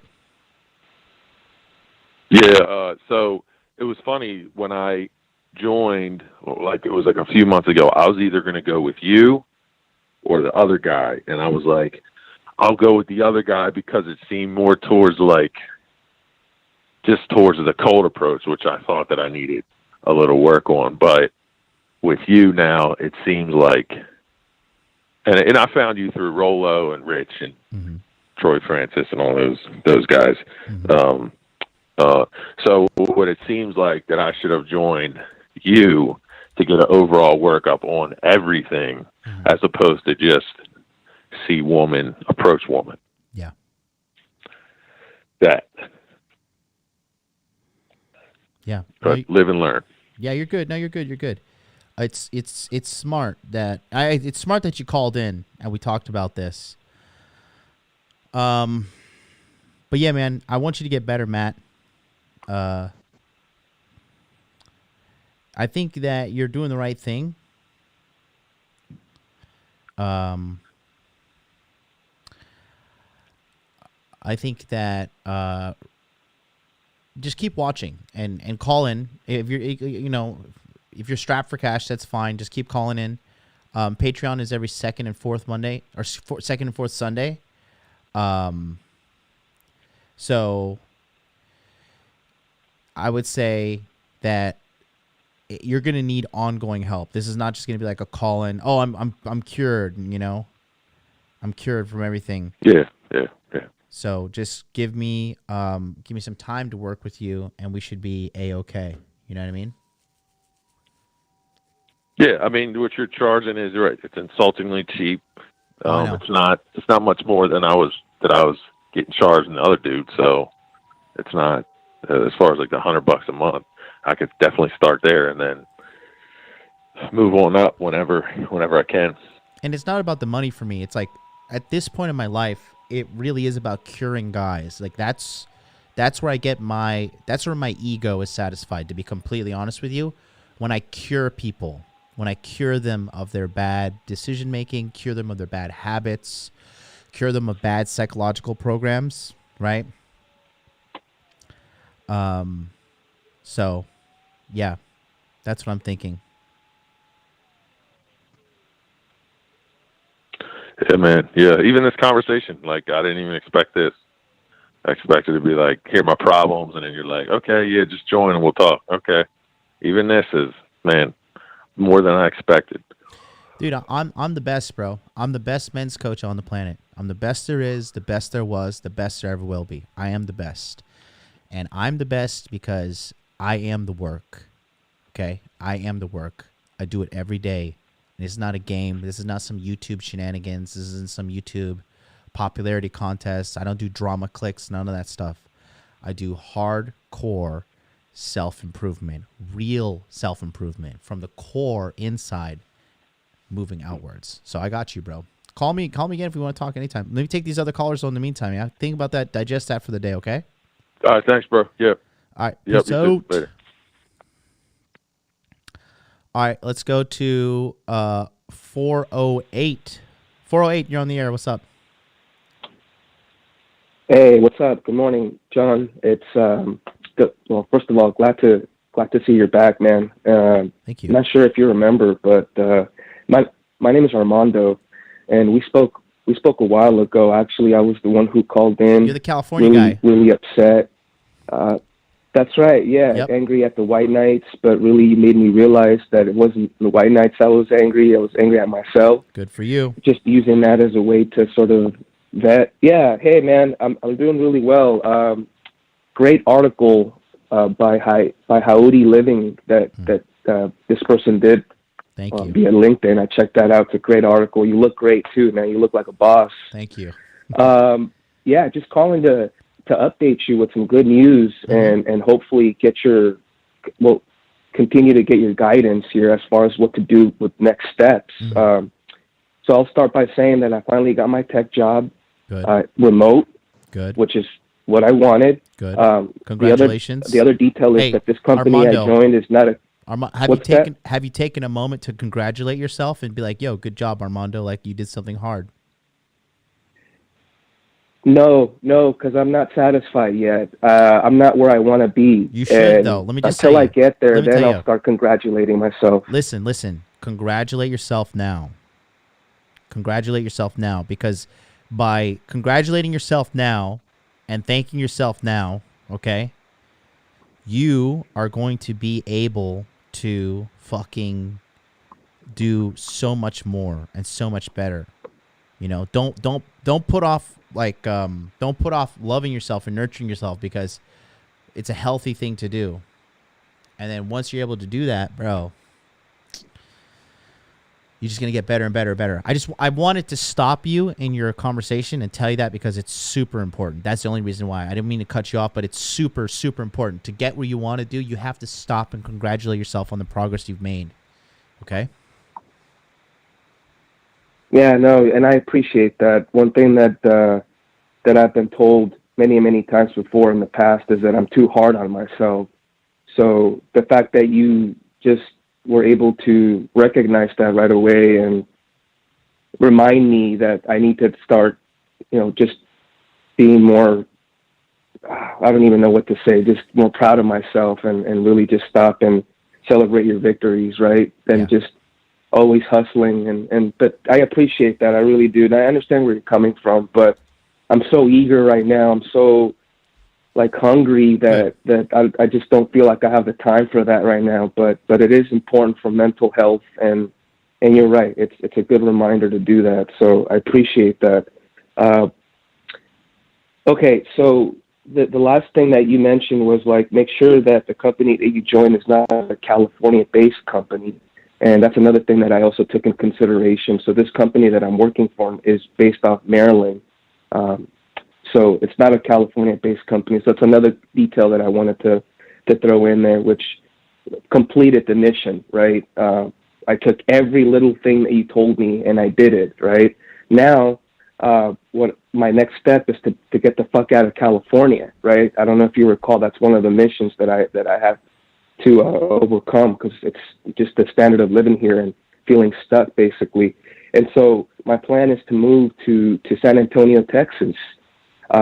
And I can do that now because just based on my circumstances, I was able to build that foundation where I can just start that process, basically. But I have no experience in moving. I'm very naive, and it's still a very scary sort of situation for me since I've never have actually moved. And that's where I'm calling now to pick your brain and just help me out here as far as my next step into doing this, because it is a huge move for me. And I know it needs to be done, but I need more balls, basically, and I need more knowledge in doing so. Well, you just got to take the leap of faith and do it. Just little action, man. Just go find the place. Go look at apartments. Go look at houses to rent, whatever. Start looking at it and just start going through the process and just make the move. Bro, I came... If you guys don't donate $100 right now, you're a beta male, you're a cuck, you're blue pill for life. You better send me $1,000 in donation right now. And that's extra guac, $5 super chat. Good to see you back, brother. Thank you so much, bro. But listen,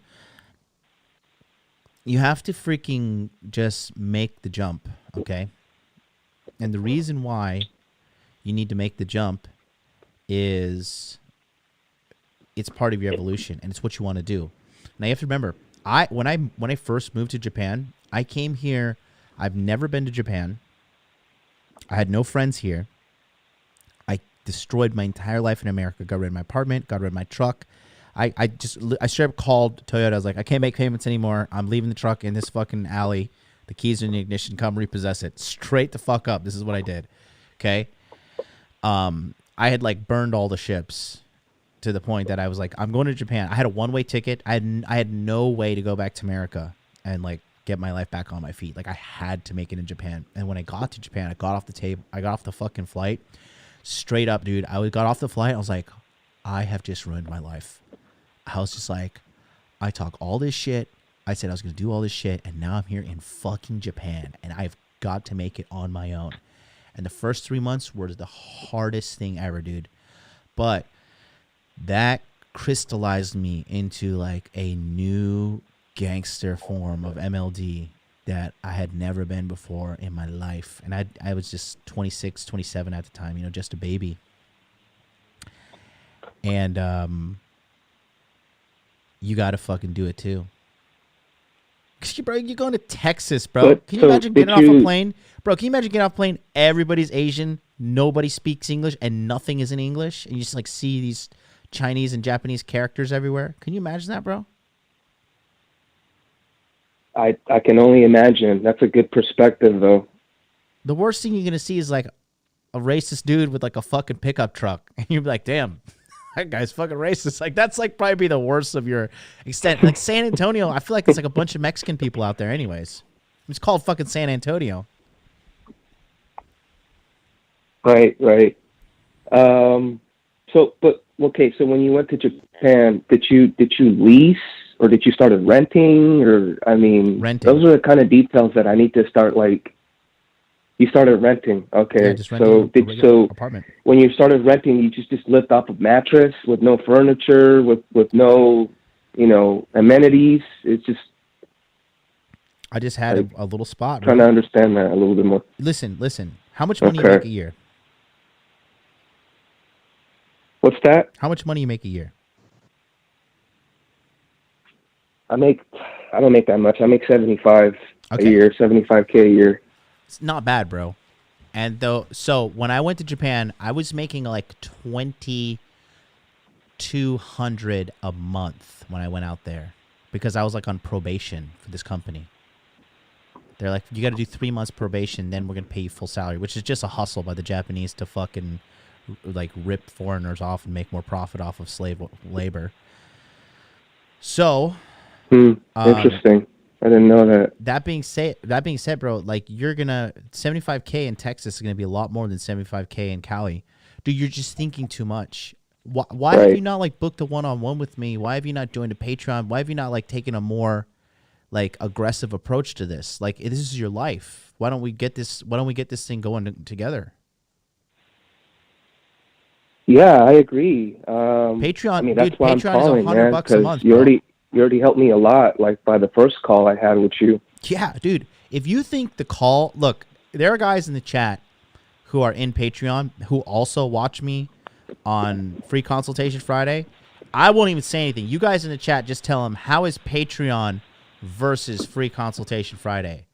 Because I'll tell you this, I am surgical in Patreon. And dude, sometimes I sit there, sometimes in Patreon, we go like 4 or 5 hours a session. And I just deep dive on every single issue that these guys have. Like I work very hard behind the scenes to make sure my men win. I'm a very hard worker because I care. I'm ego invested in these guys succeeding.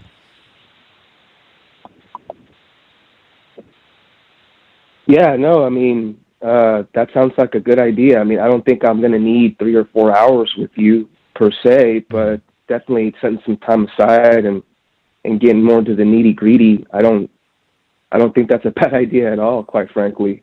Yeah. And the thing is this, bro, when you are in the Patreon and you're just doing things with me, you think like we're just going to have one conversation, maybe like, oh, once I figure out the San Antonio thing, then I'll be set. But then your life is going to evolve. Bro, I've been with one of my coaches. My coach costs $1,500 a month. And I still, when I talk to this kid is younger than me too. This kid is 27 and he's like my mentor. He's a multi-million-dollar earner, right? Super smart kid. He's a genius. And I'm 9 years older than him, and I have to like submit myself to his authority because that's what I need to evolve to get to his level, because he's doing more than me. He's psychologically ahead of me. He is financially ahead of me. I don't have pride. I don't give a fuck. Okay? All I care about is leveling up. And the MLD that went to him in 2019, I thought like I'm the man where I am now. But boy, oh boy, I am still the man. I am fucking fantastic. But there are levels to the game, and I'm leveling up and leveling up and leveling up. And I'm going to level up to the next level again and again and again because of my ongoing mentorship. Because once you answer a question in your life and you solve a problem, a new problem, a higher level problem will produce itself. Like for me now, the new problem I have in my life is like, how can I appropriate funds from the United States into the Japanese housing market in order to receive steady rental income by buying buildings in Japan and building a very stable financial ground in Japan and the United States, so I have a dual nation income. That's the problem I have now. My problem 2 years ago was like, how do I make $10,000 a month from the internet? That is a laughable problem for me now. You see my evolution. And another thing is, since I've been working on really getting out all of my mental trauma from, just because we all have traumas, but I'm literally trying to like clear out all of my mental trauma, get all it out. That's a big part of my mind that is consumed on a daily basis. So your problems will evolve as you evolve. It's a lifelong journey. Yeah, that's a good point. So as far as next steps, are you suggesting I sign up for your Patreon and then kind of get a conversation going? Because the sooner I do this, the better. I don't want to waste any more time.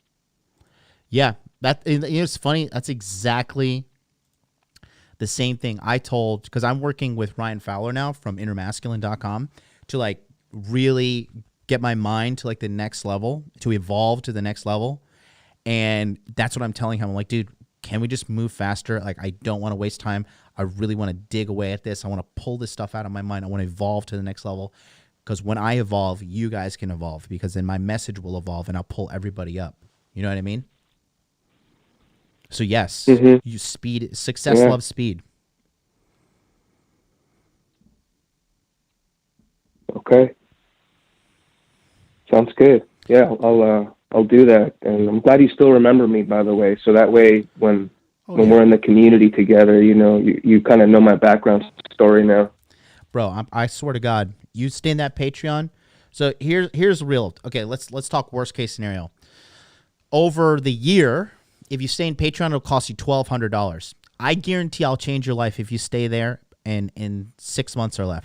6 months or less. Worst case scenario, I'm telling you, over the next 6 months, so 6 times 30, 180 days, okay? Over the next 6 months, I want you to participate in the Patreon. So 180 days divided by $600.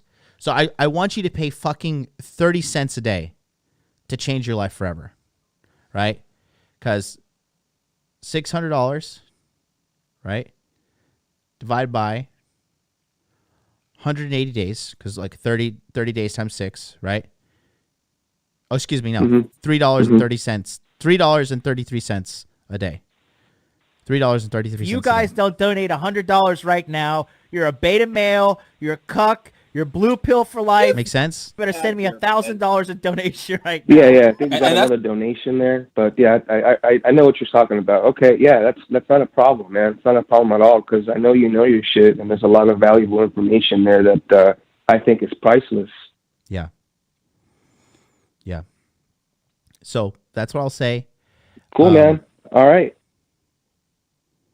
Yeah. Go ahead. Sorry, I didn't mean to interrupt. No, you're cool. But you know, just do what I said. Go to the Patreon link is in the chat right there, and then sign up, and then we'll be able to get you going.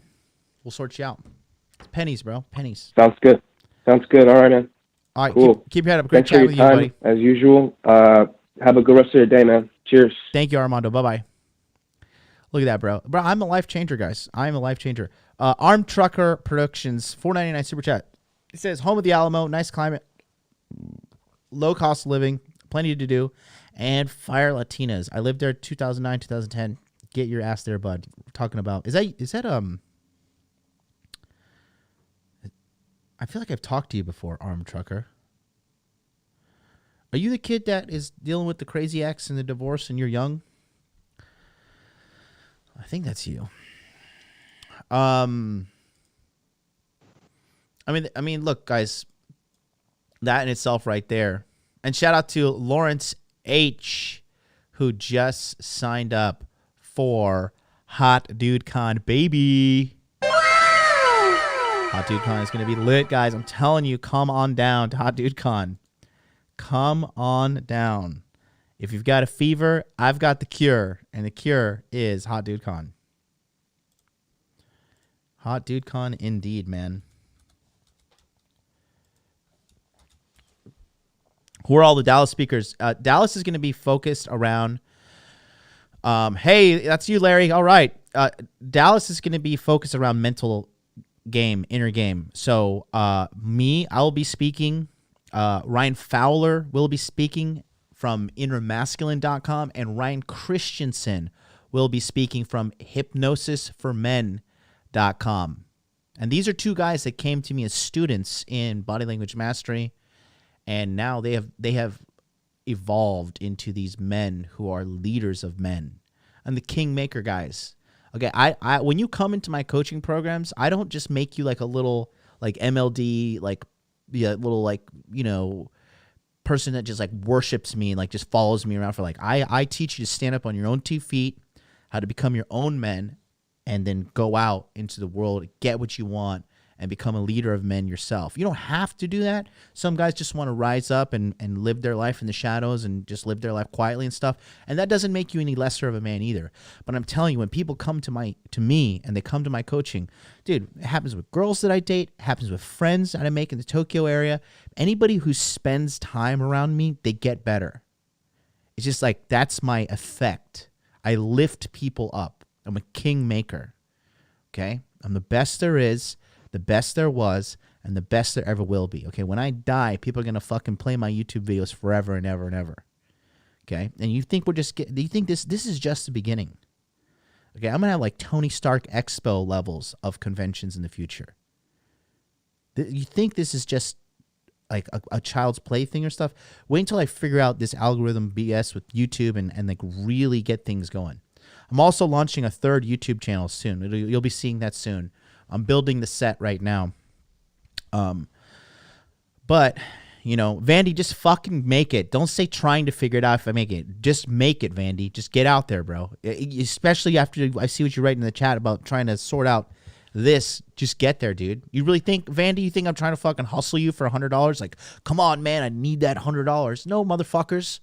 I give a shit to care. I care about you dudes. Dude, I am losing money on Hot Dude Con. Every fucking Hot Dude Con, I am losing money. Because, okay, so I'm planning to do 50 people per Hot Dude Con, right? So, here we go. 50 people per Hot Dude Con, right? We have 3 Hot Dude Cons, so that's times 3 is 150. Times 100 is $15,000, okay? My flight alone to United States is $5,100, okay? That leaves me $9,900. And then I have to, my hotel and shit in Miami is $3,000. So that puts us at $6,900. And then each venue is going to cost me anywhere between $500 to $1,000. So let's just do worst case scenario. And then we're going to minus, so I minus 500 once, and I'll minus 500 again, and I'll minus 500 again. That's 5,400. Now, my flights in America are also costing me about 700 from San Diego to Dallas to Miami is 700. So that's that. So if I sell it out, and this doesn't include food and all the stuff that I need to handle and all the stress that I'm going to accumulate. So probably going to cost me all the food I'm going to be spending in that whole week there is going to be $1,000. So I'll be lucky to make $3,000 profit if that even happens. Okay. So I'm not, if you think that I'm like flying across the world and like sludging my way through San Diego to Dallas to Miami and then meeting everybody, shaking hands, tell me your psychological problems, tell me your game problems, tell me your muscle problems, tell me this. And like I'm putting in all these hours and like stressing myself out, which is okay because I choose to do this. If you think I'm doing all that for fucking $3,000, if they even sell out, if you really think that's the reason I'm doing this, I don't know what to tell you. I don't know what to tell you. But I can assure you that I could take that $10,000 and invest it into the market right now. Dude, all I need to do is just buy Ethereum because Ethereum is oscillating between 4,000 and 4,700. Buy Ethereum, wait for it to hit 4,700, sell. Wait for it to crash back down to 4. Buy. Wait for it to go back up to 700, sell. Buy. And just do that for like 2 weeks. I can make like fucking $20,000 doing that. That's what Ethereum's been doing literally like the past month and a half. There's like free Ethereum money right there. So no, I'm not doing this like, oh, I really got one over on you guys. Like, yeah, like fucking $3,000, man. Yeah, like 2 weeks of traveling, quarantine when I come back to Tokyo.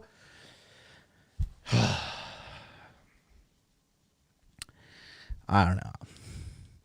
Anyways, if that's what you think, God bless you. Go to website now. Go to hotdudecon.com right here. Come to the Hot Dude Con USA tour. So come through.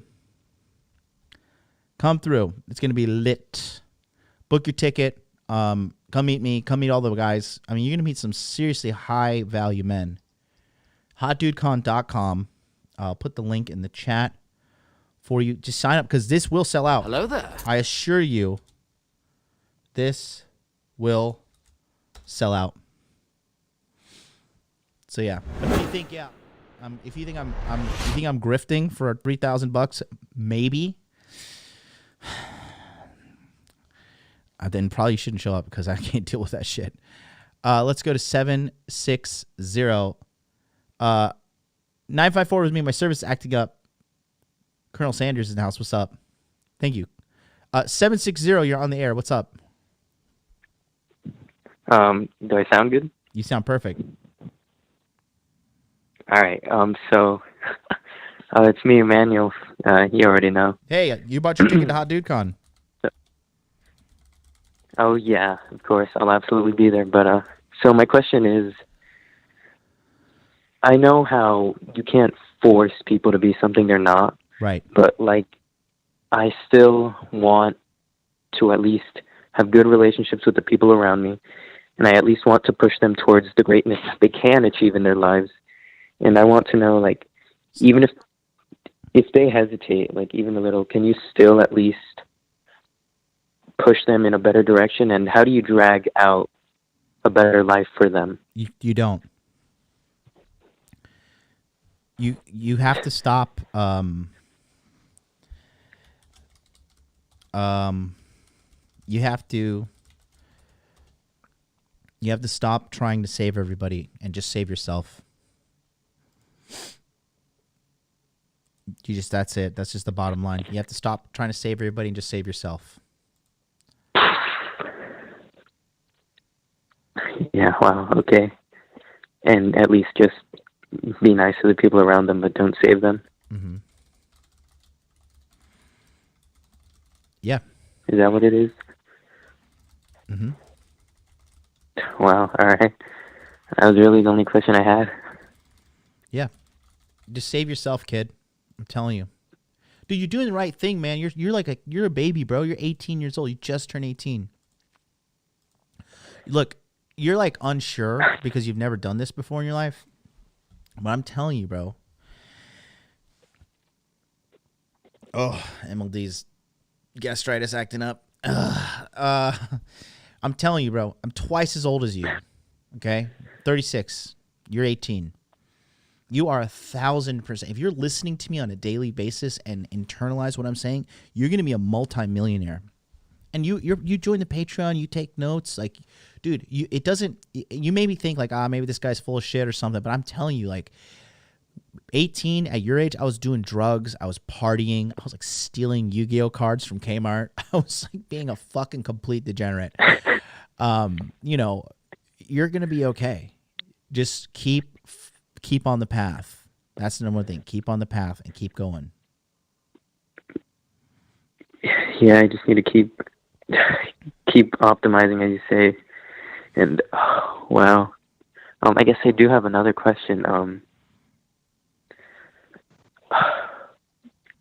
Fuck, I already forgot it. But you know what? No, I don't doubt you for a second. I'm just gonna keep going.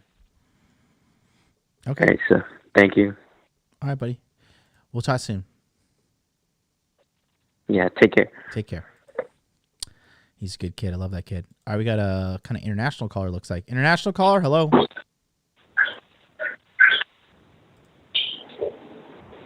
Hey, hello, man. Hey, is this Taloa? Hello. Hey, man, yeah, yes it is. What's up? I'm glad you're back. Thank you. Hey, he's back. Hey, I've just moved into a new place here in Perth, and you know how you're talking about just sit with yourself and see how you naturally feel, kind of thing. So I'm sitting here all afternoon, and I'm just feeling like shit. Just I don't know how to explain it. Like a sense of just like shit, just internal shit. So, moving to a new place, it's probably one of the nicest places I've ever lived in. I'm sitting here by myself, and I'm just kind of like, this is fucking I don't know why. I'm just thinking like this is rubbish. I just feel even more. I don't know how to put it, but I just feel like shit. That makes sense. Yeah. Well, we talked about this in the Patreon. You have, we talked about what you did with your finances twice this year now. You've built up your finances, you've built up your crypto portfolio, and you completely destroyed it. And you build up your finances, and you build up your crypto portfolio again, and you completely destroyed it. You talked about what happened with your mom when you were growing up, and you talked about all these problems that have been going on with you up in your head, and you just can't seem to get things going. You have to focus on healing your mind right now. When you're sitting around chilling, you should not just be feeling like shit. That's a massive red flag. You should be sitting around feeling good. If you sit around and you're just chilling and you like feel bad or you feel like low, if you feel like, you just like, if you think to yourself, I feel so low today, or I feel so sad today, I feel so down today, right? That's not normal. Like, that's not a healthy thing that's going on, and you have to address your psychological issues.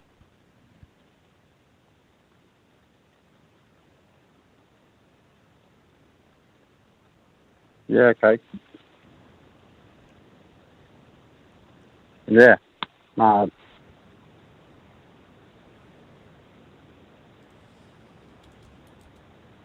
yeah, okay. I've booked a few things. Well, I've ordered Apex Mindset's internal stuff, internal work. I guess I can go through that. You need to talk to him. Look. I think one-on. You need to do one-on-ones, and you have to really fucking focus on this stuff. Remember the number one thing I told you in life you got to do is focus. Yeah. It's really difficult. It's when I book a session with them, I'm out working in the mines. So then stop just doing to pay that. To book the session with them. So stop doing that. Sit down, because every time, even tonight when you called in, like, sound like you're far away from your phone. Like, I don't know what the fuck you're always doing, but you need to like get focus. I've been telling you all year, focus. Sit down, one thing at a time. Okay, if you book a session with someone, be an adult. Schedule a fucking time. Sit down with a pen and paper with your camera on, not out at some fucking cafe, not in the mines, because you told me you did your hypnotherapy session when you're like asleep in the mines. Like, dude, like. No, before I went to the mines, yeah, just like 2 hours before, I just had 4 hours of sleep or something, and then I can do a session. And so why are you sleeping 4 hours as well? Like, dude, your life is a mess because, I mean, you're definitely something's going on with your head. Because, like, you shouldn't be sleeping 4 hours. You should be fucking having, you need to take care of yourself. Like, you need to be an adult. You're blowing all your money. You're booking these consultations and shit, but you're, like, not sitting down and taking notes effectively. You're wasting your time. You're wasting your money. And you wonder why you're, like, all fucked up in the head and your life is shit. But, like, are you not cognizant of the way you're behaving?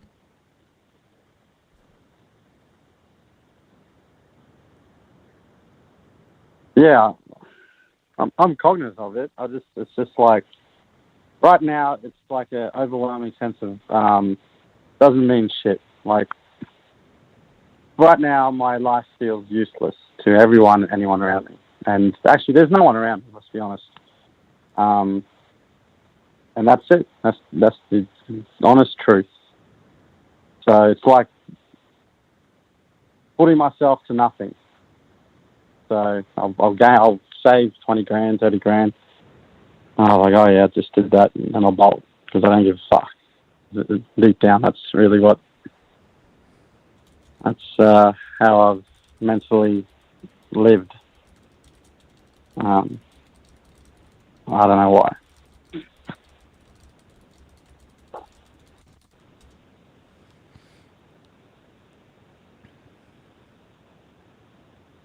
Anyway.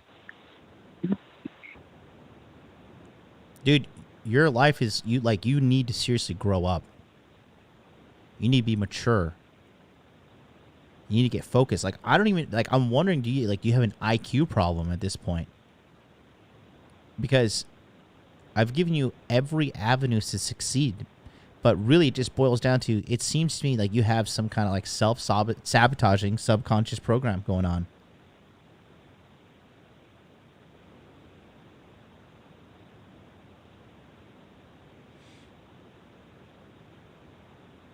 Yeah, I think so.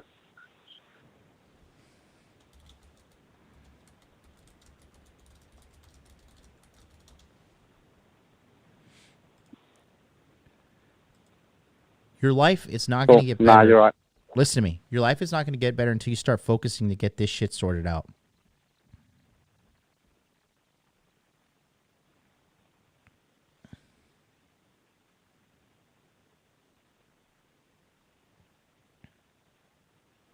Cool, I understand.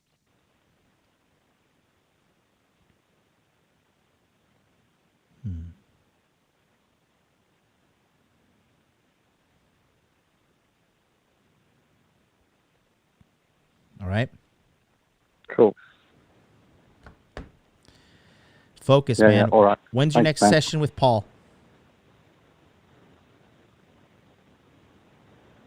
I haven't even booked one. So you bought his course, but you didn't buy the one-on-one. Is that what you're saying?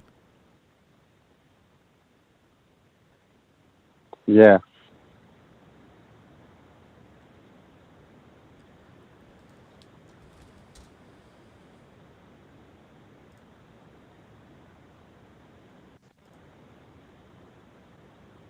Did you finish the courses you bought Cool. with me? I'll sort that out now.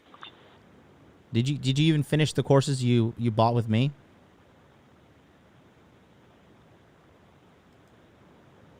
Everything, yeah.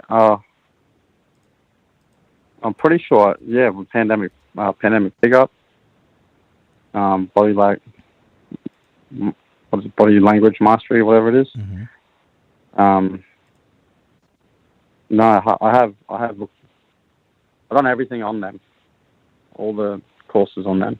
Mm-hmm. I've implemented all of it. And right now, I think I just need to lose weight because I'm getting fuck all matches. I'll get some matches at the start, and then nothing will happen. Okay, Online dating I'm type of looking thing at after the about a week back or end. two. Listen, I'm looking at the back end data of body language mastery, and you didn't completely finish body language mastery. I see it on the. I have a data report here. Looks like you did not complete pandemic pickup as well. I'm looking at the data right now. You have not completed pandemic pickup.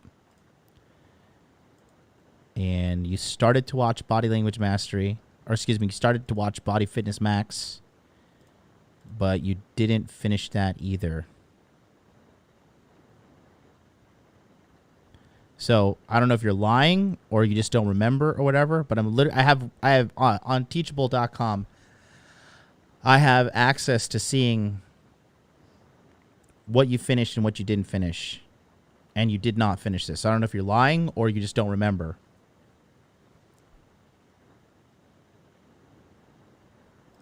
I did everything I could up until a point where I couldn't implement anymore because whatever before wasn't really working. Mm. That makes sense? No, it doesn't. So I couldn't get to the end of it because I couldn't even implement the start because doesn't matter. You need to finish. Like, you should read the entire book before you fucking just give up. No stone unturned.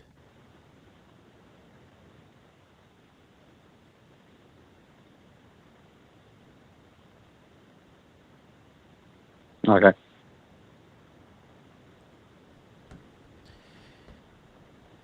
You're half-assing shit. People in the chat are even noticing your patterns, bro. You half-ass shit, you're gonna get a half-ass result. You know, you're blowing all your money, and dude, I don't know. Like, maybe it's gonna take you hitting rock bottom to snap out of this shit. But the way you're going right now, you're not heading down the path of like,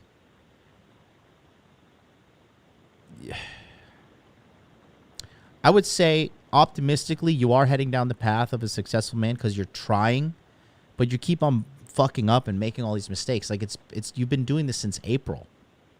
It's now 8 months later, and you're still repeating the same pattern. You're not focusing. Remember I told you focus is the key word? And don't fucking bullshit me and try to weasel your way out of accountability, because the bottom line is you need to be finishing everything you start just as a habit. I don't give a fuck if you feel like you can't implement shit. You buy a course, you watch it all. You figure it all out. So now you bought Paul's Apex Mindset course, but based upon your history, you're probably not going to finish that shit either.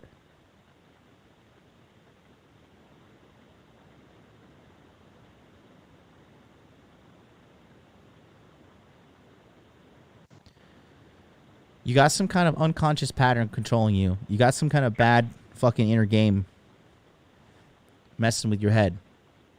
Book a one-on-one with one of these guys. Paul is the cheapest one. Go talk to him and tell him what's going on with you. And get focused and fix your shit, man. Book a session with me if you need to talk about it more. But get it going, dude. Seriously. It's been 8 months that you have quite frankly wasted.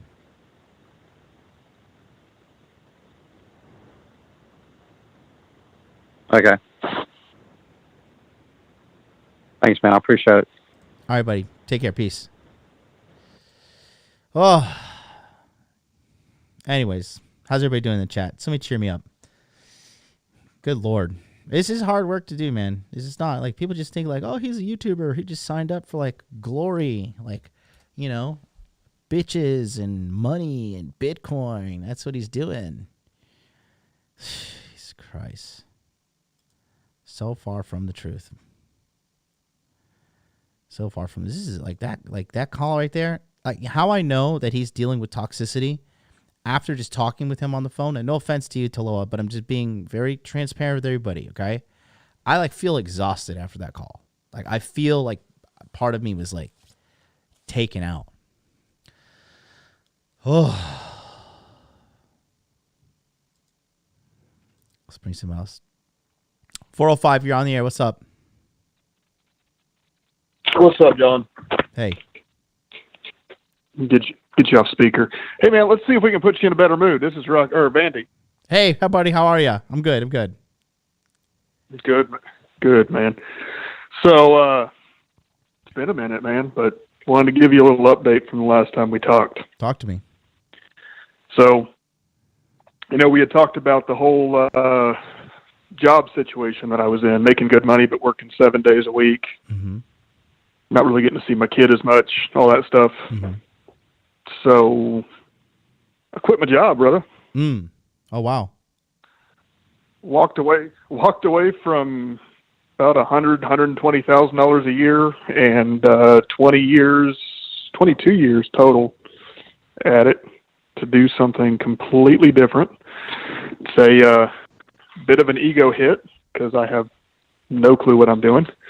Going from knowing pretty much everything and being a person that was doing training for my whole company to nothing, but sold my house, moved kind of across town, just whole different world going. But it got to one of them things to where, like you and I had talked about, I mean, you do everything that you can do and shit's not working. Sometimes you got to change it. But sometimes you just got to rip the Band-Aid off and start from fresh. So what are you going to do now? So I'm actually working in a financial deal for a mortgage company that is out of a state that I don't even live in. So I work from home and kind of just do it remotely. And I was real leery about doing that, given the market and the potential downside of it. But I've got a friend of mine that's been working there for a couple of years, and they've been trying to get me to come work for them. So set up a meeting with the guy that owns the company and sat down and talked to him for a little bit and kind of got a good feeling about it, and good things are happening. It was a huge pay cut for the time being, but potential to make quite a bit more than I was. So we'll see how that goes. But in the meantime, it got me to where now my kid is with me and away from his mom and her craziness quite a bit. So we'll see. What's the plan kind now? What's the plan? Yeah, for yourself. Man, I'm just trying to get my head straight, get my head right. I know I kind of made a couple of comments in passing about some stuff that was going on, but one of the things was struggling with after my divorce, paying for all of that and starting over and kind of getting back to me. And I've done that. In fact, we had talked to you about that wreck that I got into a year ago. Yeah. I had to start over again and buy that. And I'm actually about to pay my new truck off this afternoon. Paid off 100% of my divorce stuff. I owe no money to anybody anywhere. Got out from underneath the soul-crushing job that I was in. Just trying to enjoy life, start over, spending time with the kids, spending time in the gym, just kind of doing what I want to do. Good, man. You feel good about that choice? So, yeah, it's been pretty positive, especially going back and talking. I had lunch with a couple of the guys that were on my old crew a couple days ago, and just hearing all the stuff that's still going on, and it's I think it's been a good move. Good, man. So, yeah, like I said, I took 2 months off. I took October off. I took November off. Remember I told you October was focused on rehabilitating myself physically. Got the cancer check for my stomach and the colon, cut out some polyps, and did the laser stuff for my face, stopped going to the gym completely, stopped really being a Nazi with my diet.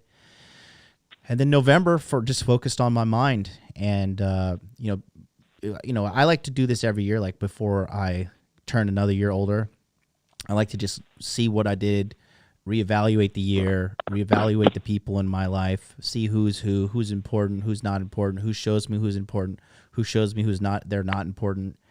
And, kind of cut the weeds out, get rid of the shitty people, keep the good people, get rid of the shitty behaviors, keep the good behaviors, build on the good behaviors, build on the good financial practices, get rid of the bad financial practices. And it served me well.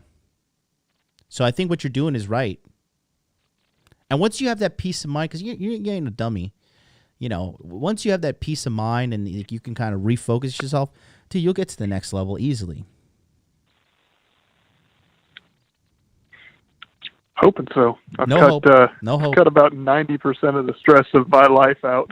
No hope. Remove that word. Hope is not a strategy. Hope is not a strategy, buddy. Get that word out of your fucking vocabulary. Yeah. You listen. We'll make it happen one way or another. You're a capable man, dude. There's no need for me to sit here and just fucking polish you up for no reason. You're a capable man. So you're gonna be all right. Just do it. You know what I mean? Make up your mind. Do it. Yeah. Well, I'm going to try and make it down to Dallas. My biggest hurdle right now is I've got my kid that week, and my closest family is a 14-hour drive away. Yeah. So I'm going to see if I can figure out something with him, and if I can, I'll slide down for the night before and hang out for the day. So it's only a 3-hour drive for me, so I'm going to see what I can do. Bring the kid, man. Who gives a shit? That kid would probably school some people in game, man. He's a little gorilla pimp at 10. Good. So, all right, man. Well, I won't keep too much of your time trying to make some magic happen over here with this job. So Just want to stop in, say what's up, man. No Glad worries, you're doing buddy. better. Happy Thank you. birthday, a couple days late. Thank you. Thank you. We'll chat soon. Take care of yourself, Vandy. All right, boss. Peace out. It's another proud member of the Hot Dude Army. Ugh. Gotta let that burp out. Out of water. Give me a second. I got callers on the line, so we got 720-954 and then 1111111. So give me 2 seconds. Let me just grab my water. Take a look at what I offer in Patreon. For watching today's episode of Interview with the Man. We're going to get right back to the show. But I wanted to take a moment to remind you that if you need personal help with dating and getting your money right specifically, we offer that services over on my Patreon. All you need to do is go to patreon.com/modernlifedating. What we do is on the second and fourth Sunday of every month at 9 p.m. Eastern Standard Time, we have a group coaching call where men from all over the world come in with their questions on how to get their dating and their money right. If you're having trouble with your dating life, if you're having trouble with your finances, let me help you. I have turned my life around and I can help turn your life around. All you need to do is go to patreon.com/modernlifedating. There is limited enrollment. It is only limited to 150 members, and already more than half of that has been filled up. This will be filled up, so don't forget, take action now. Lock in your space. Go to patreon.com/modernlifedating and let's get some coaching for you today.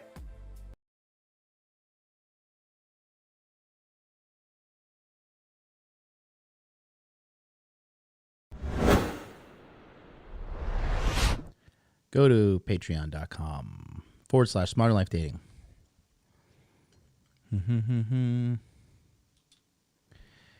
Yeah.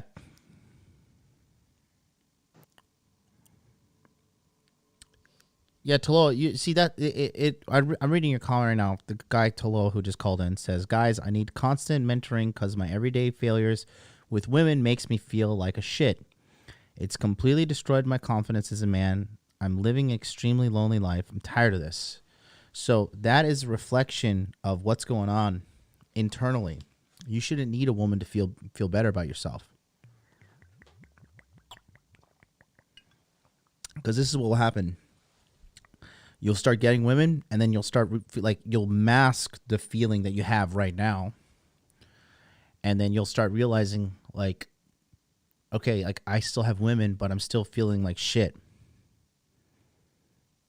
And then you'll think, oh well, maybe I need money, and you start going to get a bunch of money, and you're just like, oh, I have all this money now, I feel like shit, right? Yeah, Boogie says women don't validate you; you validate yourself, bro. So you have some internal problems. And I think we talked about it too, Tolo. You said you're abused as a child and your mom whooped your ass and was not well. That's what it is, bro. You got to get down to the root of these issues. All right, let's go to 720. 720, lower the volume and let's talk. 720, lower the volume.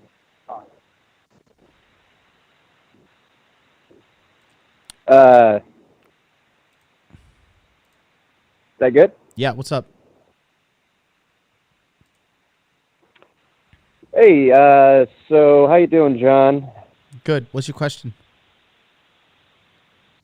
Hey, so I don't know, you probably don't remember me at this point. I was in Salt about a year ago at this time. My name's Tyler. I was the video kid.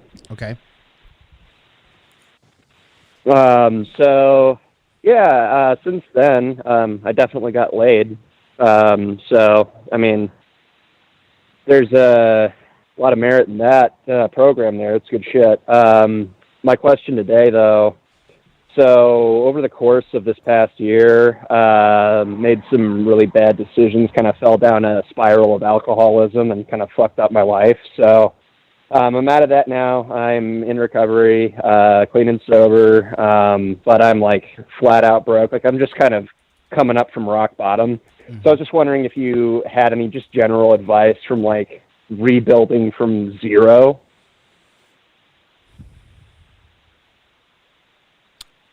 Tell me more about this rebuilding.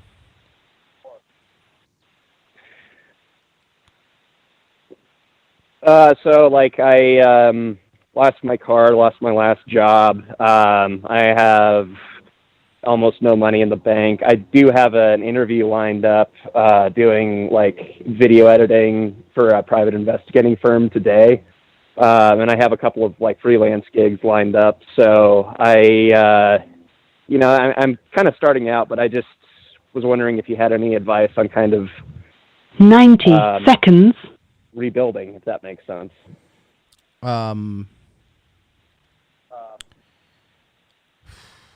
It's a pretty vague question, you know? Yeah.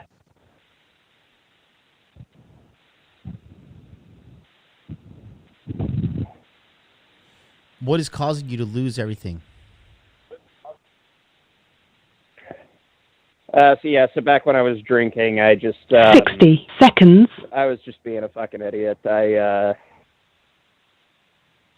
Just bad decisions, spending money I shouldn't have, and then I crashed my car, like ended up in rehab. And now, my head's in a better place. I guess I'm just wondering, like, what else can I do aside from getting this job and doing freelance gigs to generate other streams of income?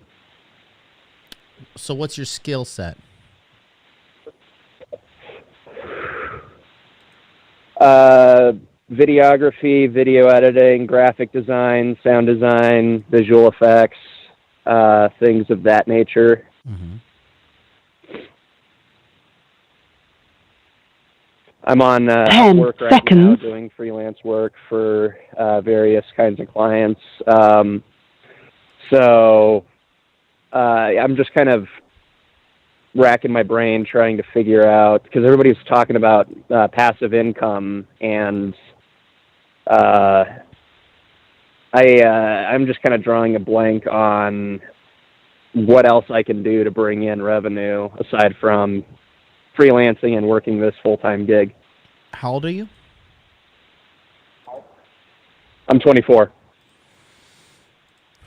Right.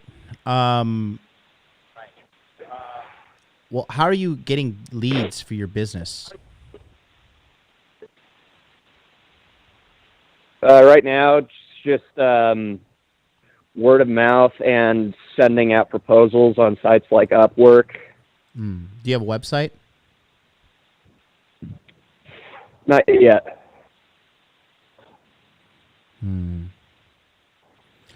Yeah, well, that's a huge thing. You've been getting by fucking basically luck, it seems like.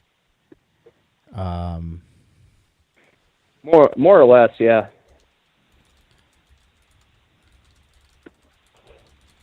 Yeah, so that's what I would say. You would need to get a website going. You need to get some structure. You should join my Patreon. I can't just sit down and crack this out with you in one consultation and have your life sorted out. This is going to be an ongoing process, but right. Go ahead, go to my Patreon, patreon.com/modernlifedating, sign up for the Hot Dude Elite, and then we can start your program here. But you're going to need a website. You're going to need a URL that's the same as your Instagram, your Twitter, your Facebook, your TikTok, all this stuff, right? And then you're going to also you're going to need to fucking figure out video pitches. You need to make a YouTube channel, start putting examples of your video editing work on there, and then start generating leads. You need to get business cards, and then you need to be saving way more than you're living off of. All right.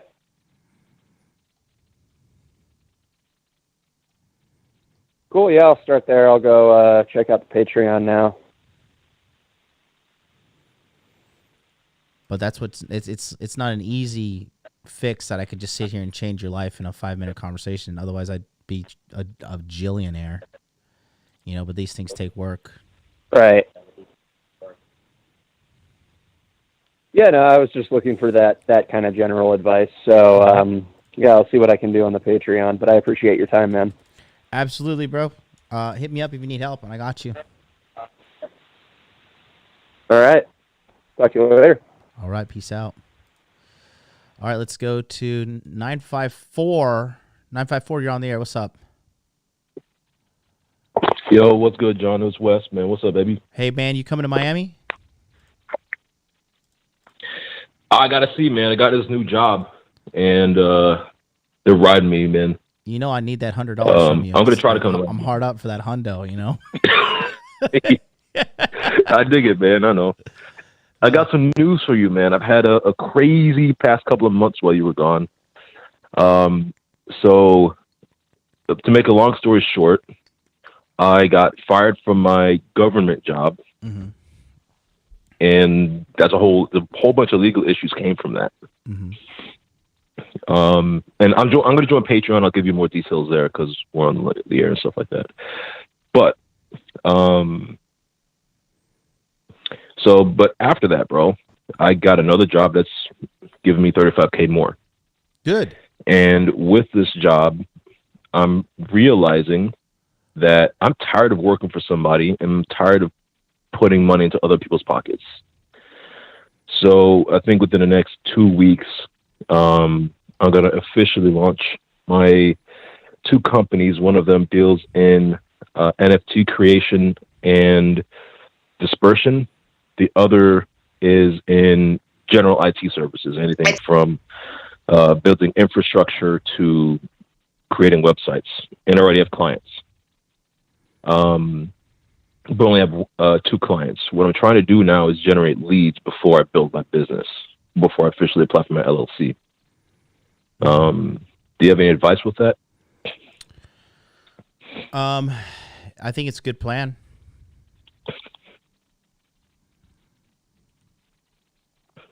Yeah. But I think it's a good plan. I don't know, like, and what's a good way to generate leads? Website, you know, you gotta like fucking website and then start figuring out, you know, just what can you offer first of all, and then, you know, pitching these companies saying what's up. You know what I mean? Yeah, I dig it. Does that make sense to you? Man. Yeah, it definitely does. It definitely does. I just got to figure out the fine details. Because I already have 2 people who are offering me. One wants me to be a co-founder in their company as well. But I don't really know about that one just yet because I'm going to be the one doing all the work. So, other than that, man, congratulations on the 2 milli club. It's pretty lit. Just that's earned, not net value. Huh? That's earned, not net worth. That's just earned. 2 mil Oh snap! Okay, man. 2 mil okay, generated. Bro, I see you. 2 mil generated. Top 0.00001%. Well, I'm doing my best out here. Yeah, I'm trying to get to that level, man. I'm trying to get to that level, bro.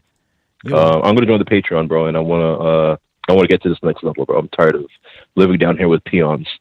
Yeah, you're smart, bro. You can do it. That's all I wanted to say, man. You're smart. You're not a dummy, bro. You can do it. You can absolutely do it. Awesome. Thank you, dude.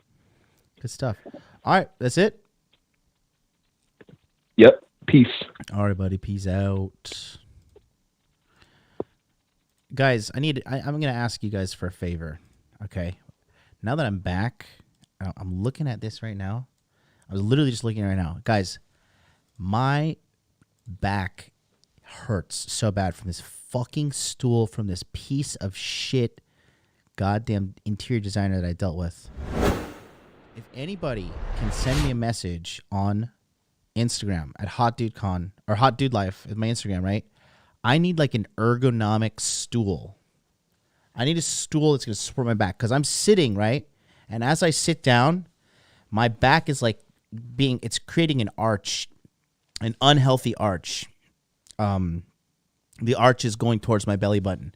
Like I'm like arching like this because my desk, because this piece of garbage fucking guy that, man, this interior designer guy, well, like I seriously want to beat this guy with a fucking lead pipe, like he's Jason Todd. But sitting down on this, it's like such an awkward, like middle height. And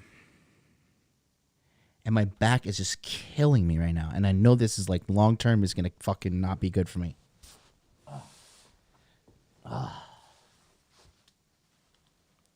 So if you guys know any stools that are good, I'm trying to see how tall this desk is. I gotta go get my measuring tape. But yeah, if you guys know any good ergonomic stools, okay, because it has to be tall, because this is hurting my back so much. But yeah, if you guys can holler at me, let me know a good one that ships to Tokyo. That would be great, because this is murdering my back, bro. It's absolutely. Let's go to these ratings here. Shall we indulge? Will you indulge me? This is like the fun part of live streaming. Let's go to the lives. Let's go to the five. Let's go to the 5 stars. Sort by most recent. Easy to assemble. Surprisingly, we're with the seat cushions. I don't think they. So glad I ordered it. All right, let's go to the shitty ones. November 17th. Completely fall apart just over a year. Not good. Very cheap. Cushion was just okay, but wore out within a few weeks, and I weigh about 180 pounds. Tested chat report is super uncomfortable. Here are the issues. So you feel like padded brick. You'll be squirming in minutes. Seat sits very forward. Cannot adjust it. Seat is very shallow. Sits forward, so you feel like you're falling out of it at times. The lumbar back are not adjustable, so hits wrong spec. You're SOL.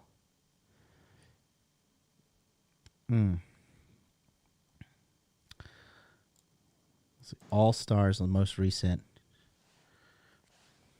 Do not buy this if you're a big person. Oh, well, that's a problem for you, Mariana.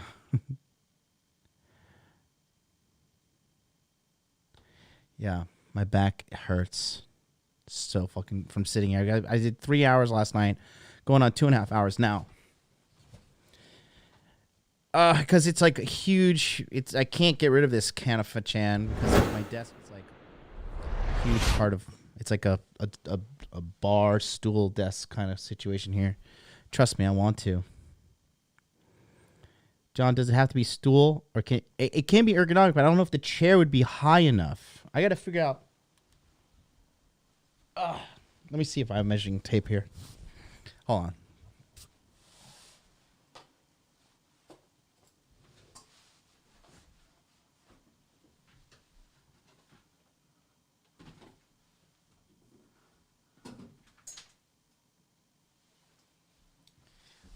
Two seconds. Let's do this live.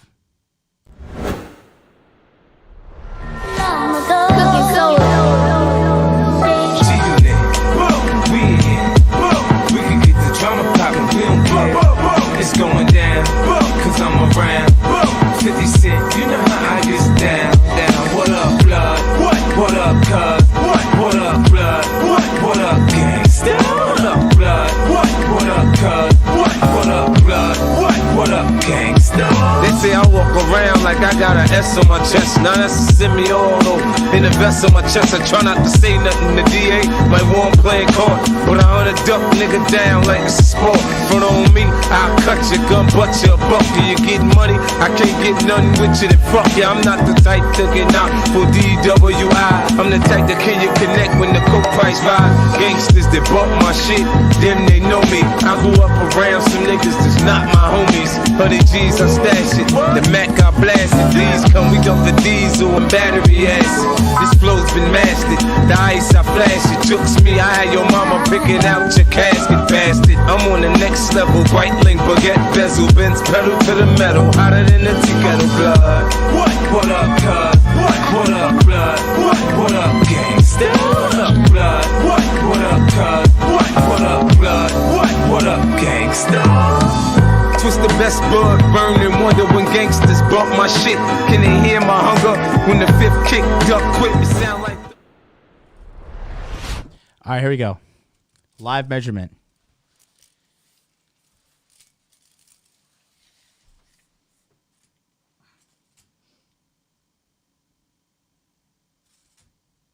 Okay.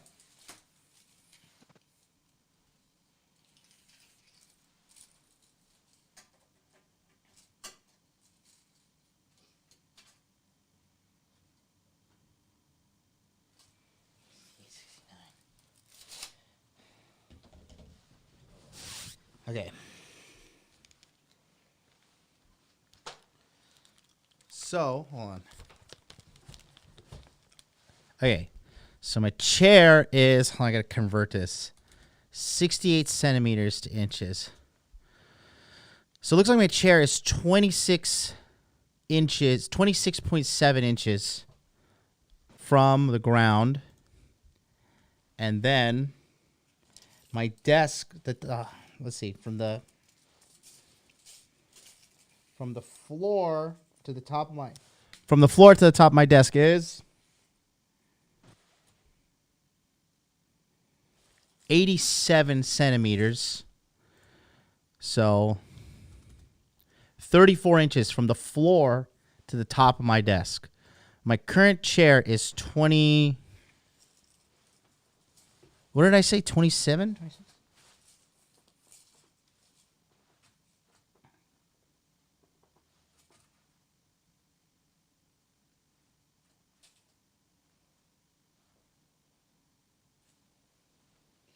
So 64 centimeters. So yeah, I need a stool about 26 inches or so. 25 to 26 inches. Let's see. I have a friend that works in ergonomics. He said that he recommends Zodi chair or steel case. Okay, we'll put that. But yeah, my back, like, dude, I can't do this like long term. I need to fix this because this is gonna like ruin me. It's day 3 back. Herman Miller. You get an ergo backed swivel chair, office style. No, I can't be fucking doing all this like engineering shit, Simon. I just need something that I can pull out of a box and have ready.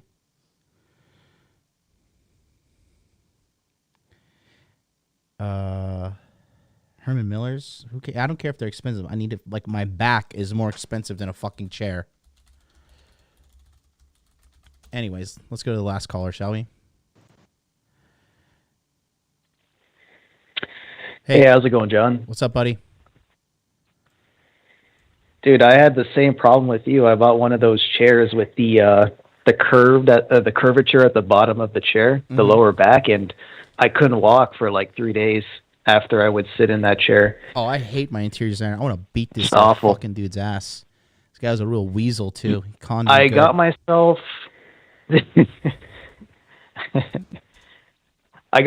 like a leather type lazy boy chair where I just kind of lean back in, and I've had like no issues with this one. I don't know, but my desk is kind of short, so, but anyways, I just wanted to say that, geez, man, I got a headache listening to some of the callers that just dump their problems on you, like you're going to save them in like 5 minutes. Like, it's just not going to happen, man. I know, it's all good. I'm not here to make them feel But bad. I was just calling in to, yeah, man, tough job. But I was just calling in regarding your summit. I think you might have talked about it earlier in the show, but I missed it. Mm-hmm. I just wanted to know, like, what, so it's like one full day of like what type of activities, or is it going to be like a seminar and stuff? So I was just wondering, like, a bit more details about it. So here it is. So what we need is an outline for you. So it's going to be speakers first. So we're going to have speakers, right?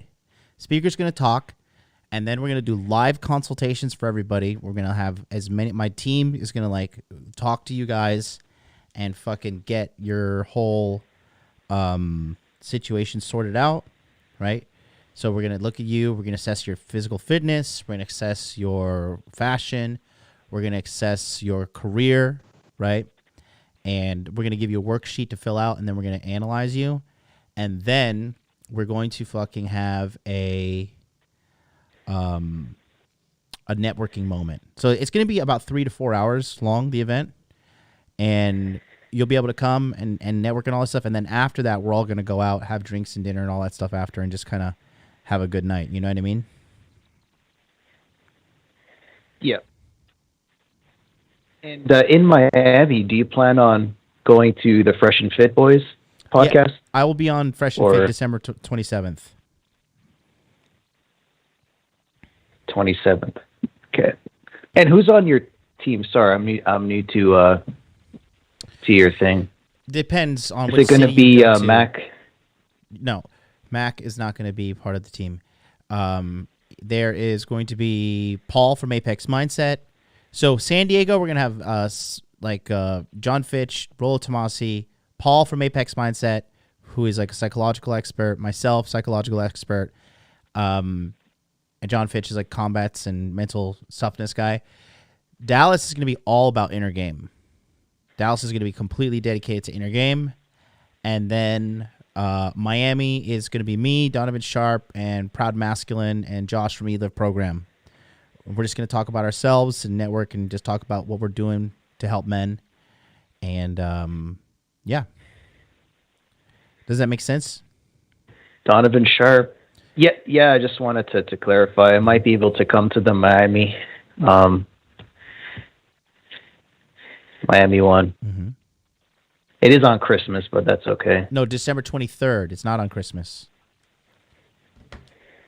Oh, it's... No, I'm not crazy. I wouldn't do an event on 20th. It's San Diego. Oh, maybe I can actually get home before... Okay. Yeah, it's San Diego, December 18th. It's on the screen. Dallas, December 21st, and Miami, December 23rd. I would not have an event on Christmas. I'm not an animal, you know? I guess I can book my flight for the 24th then, but yeah, no, I just wanted to clarify. It looks like the San Diego one is the packed one that I would be interested in. With so Rollo's going to be, it's Rollo, Fitch, Paul, and myself, and you, Red Pill Thor. Wow, that's a Thor is wow, no way. Yeah, might actually. Damn, that's a stacked crowd right there. Yep. Damn. All right, well, thanks a lot. I'm going to see what I can do to come down to one of these events. Yeah. Thanks a lot. Do it, man. It would be nice to have you come on down. All right. All right, peace out. See ya. All right. I think that's going to do it because call time is up. So it's been another wonderful episode. Thank you for using Blog Talk Radio. Goodbye. Goodbye. I hate when you talk to me. Don't forget, Hot Dude Con is going down. Go to hotdudecon.com. Book your tickets before they are sold out.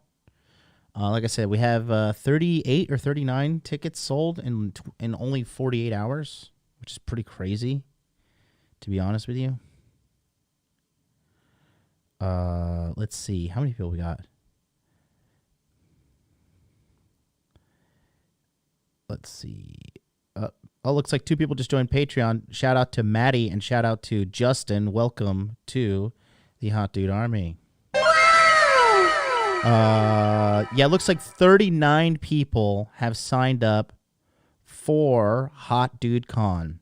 39 people have signed up in about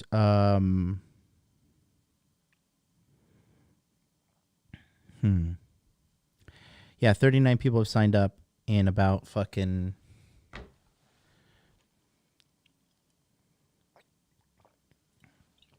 48 hours or so. So, that being said, go to hotdudecon.com, get on the waiting list for Masculine Empowerment Network as well, which is launching December 30th. So, thank you guys for watching. There will be no dude party tomorrow because I have to wake up early and go to my Japanese exam Sunday morning. So, until then, I will see you guys next time. Love you all. Peace out.